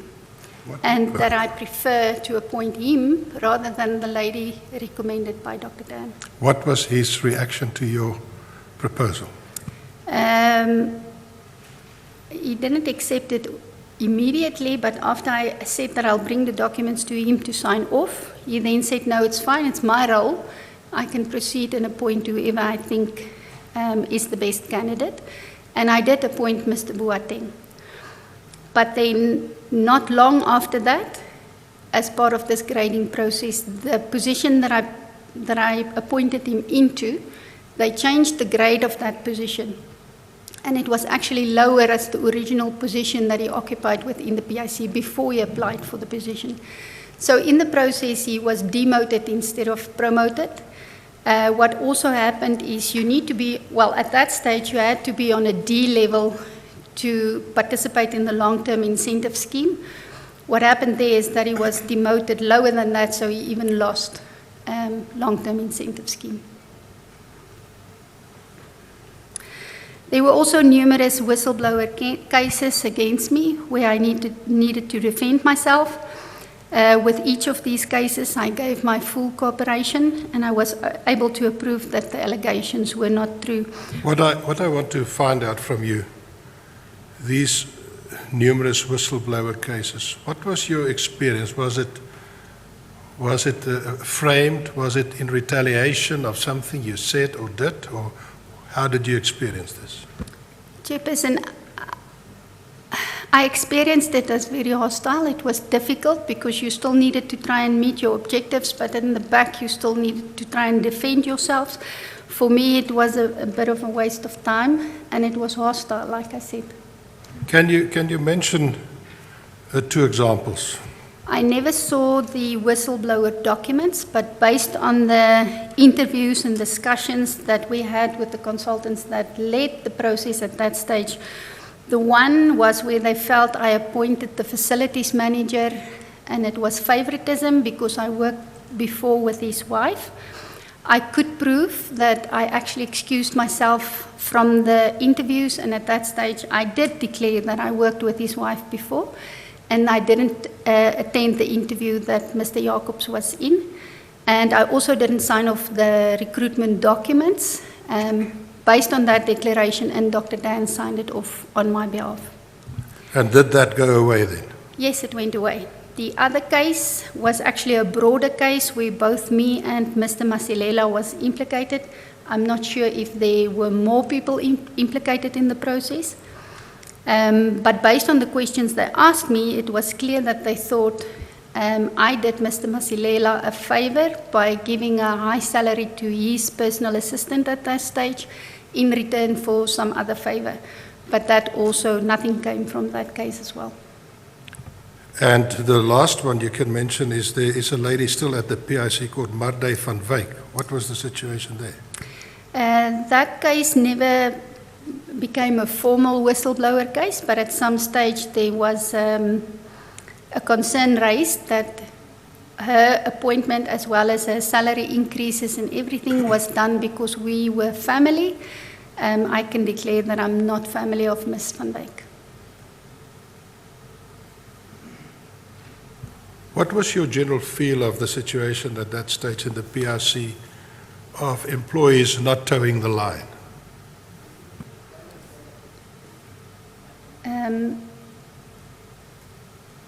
Just explain the question again, please, sir. What was the position if you don't agree with the top structure of the PIC? If you go against their wishes, what will happen to you?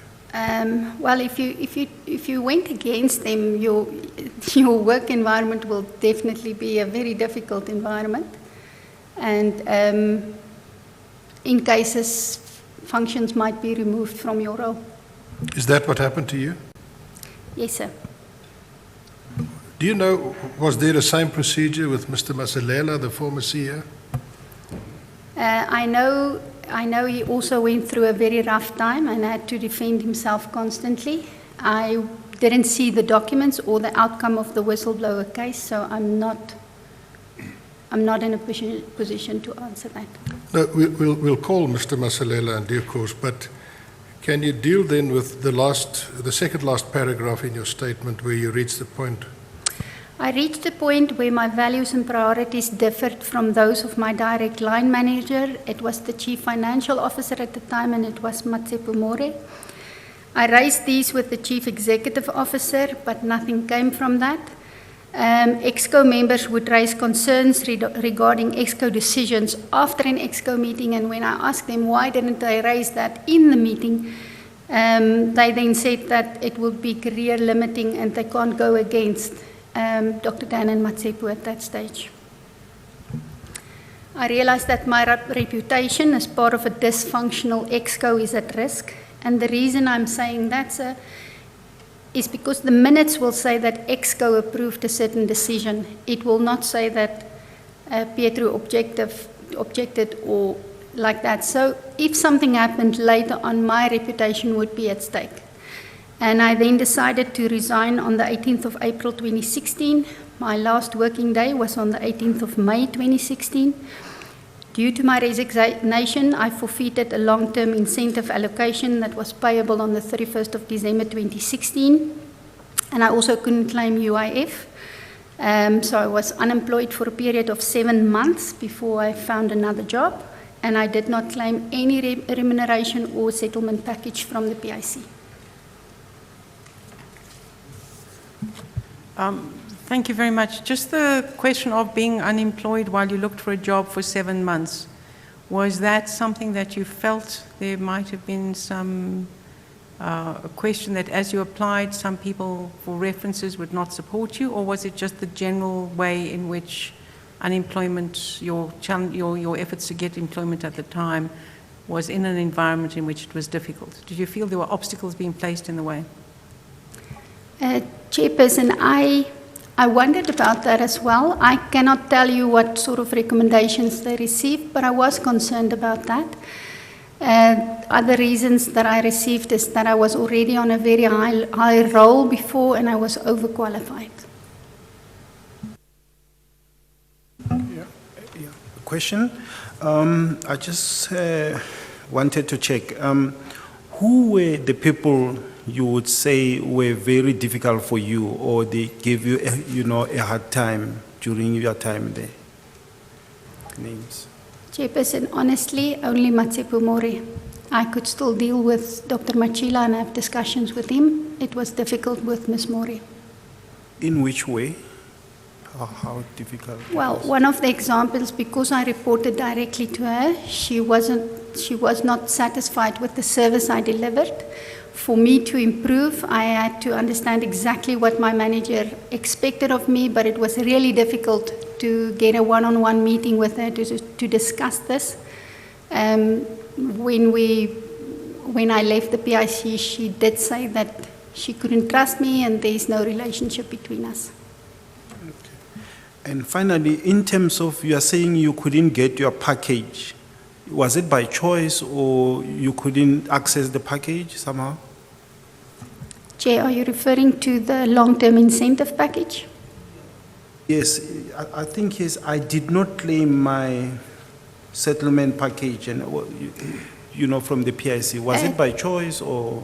It was by choice, sir, but there's no policy or anything that allows you to get a settlement package. I know of other members at the same time that actually fought the PIC for a settlement package. I decided not to. Just another matter.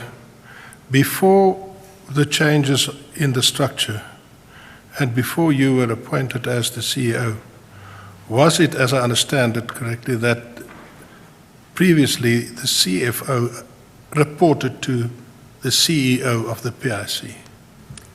Chair, before I was appointed, the CFO position reported into the COO position, the Chief Operating Officer position, and the Chief Operating Officer at that stage was Albertina Kekana. Before I was appointed as Chief Operating Officer, the structure was already amended to bring the CFO to report directly to the Chief Executive Officer. And lastly, before you left, the head of IT was a certain Mr. Luyanda Ntuani. That's correct. What happened to him? Chair, again, I didn't see the documents, but I understood that there was an investigation against him. One was for procurement fraud, something else was sexual harassment case. But as I see, I didn't see any of the documents and we were not allowed to talk about it. What happened to him? Did he resign? Was he fired? Can you recall? I left before his case was finalized. So I'm not sure if he resigned, but he definitely was worked out there.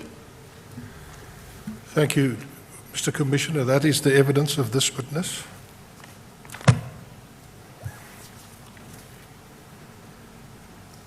Yes. Thank you, Ms. Decker. Thank you very much. Thank you for coming or taking the decision to come and testify before us. Thank you. Thank you. Very Can much. the Thank witness you, be Chair. excused? You're excused. Mr. Commissioner, I have one more witness. I'm recalling Mrs. Lowe, the acting company secretary. She's present.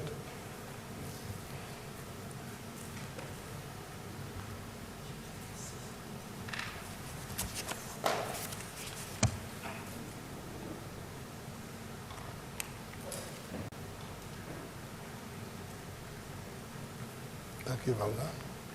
You know what to do.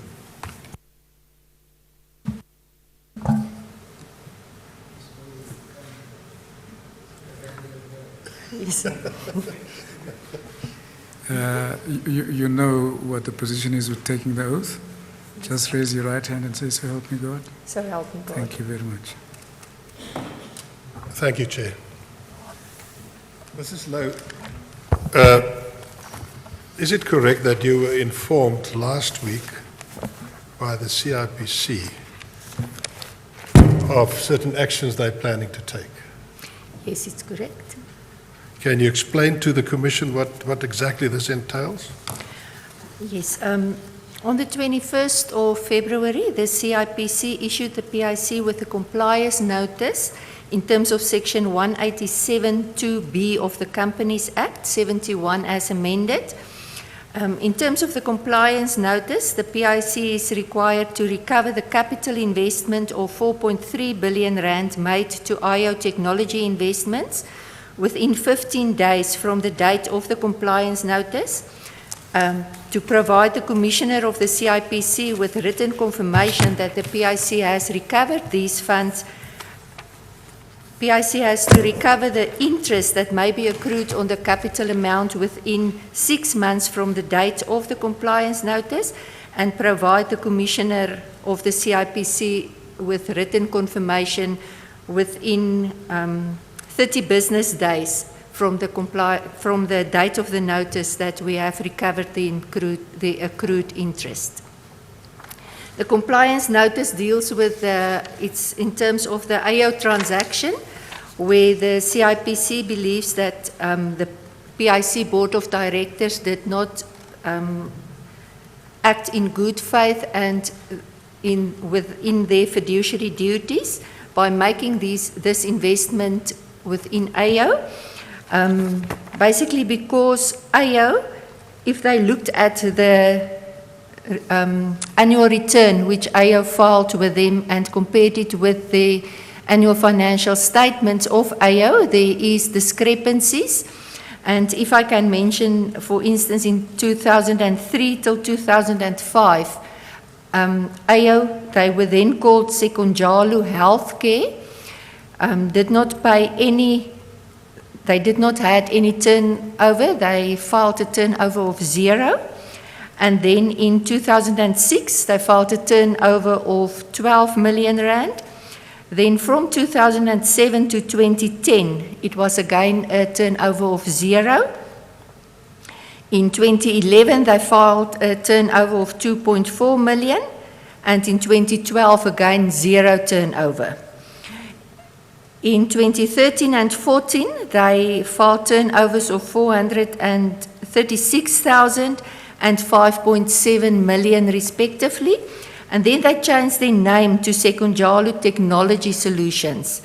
Then they filed in 2015 a turnover of 7.8 million, 2016 a turnover of 6.6 million, and again in 2017 the exact same amount of 6.6 million.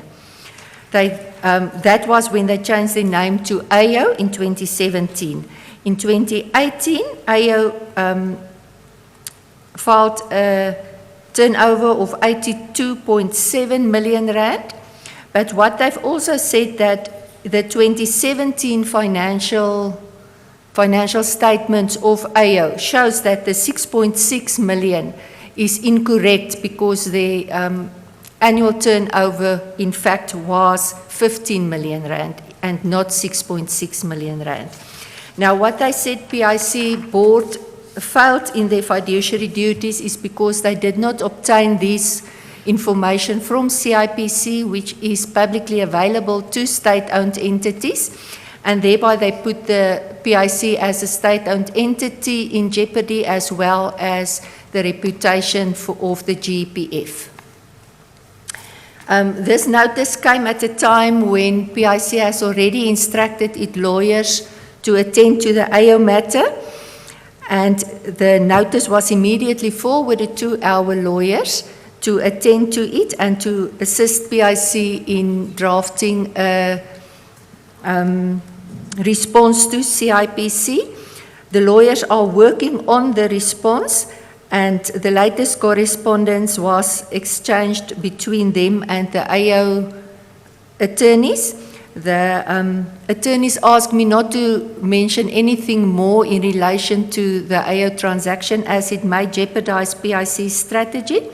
And the attorneys of record is Gwina attorneys, who are based in Sandton. GWINA.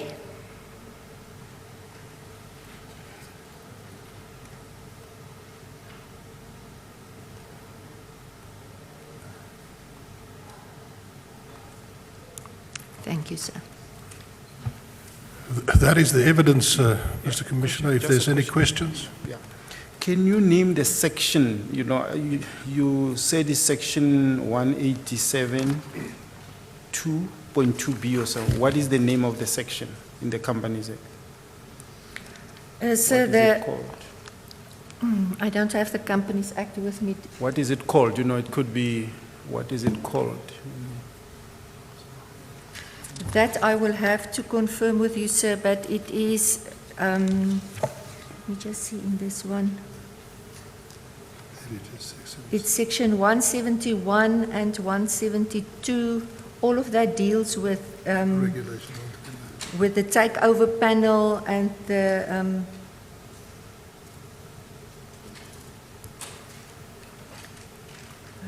I can't see exactly what it is.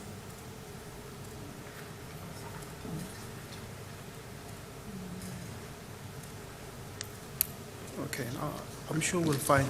But you I will said find that, the sir. main section is 187. Is that?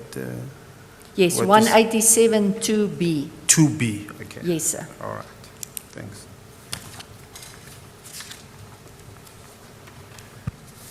Thanks, I'm done.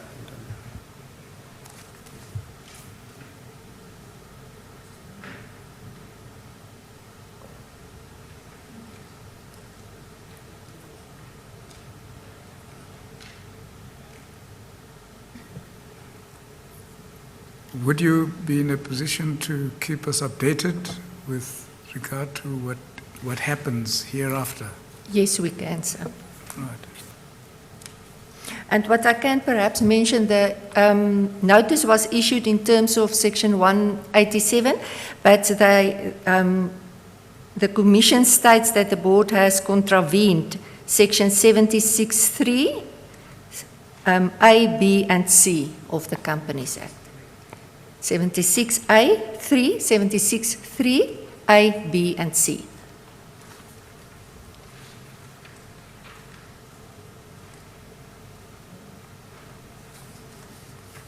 Yes, thank you. Thank You're you. excused. Thank you, Commissioner. That is the business for the day, unfortunately.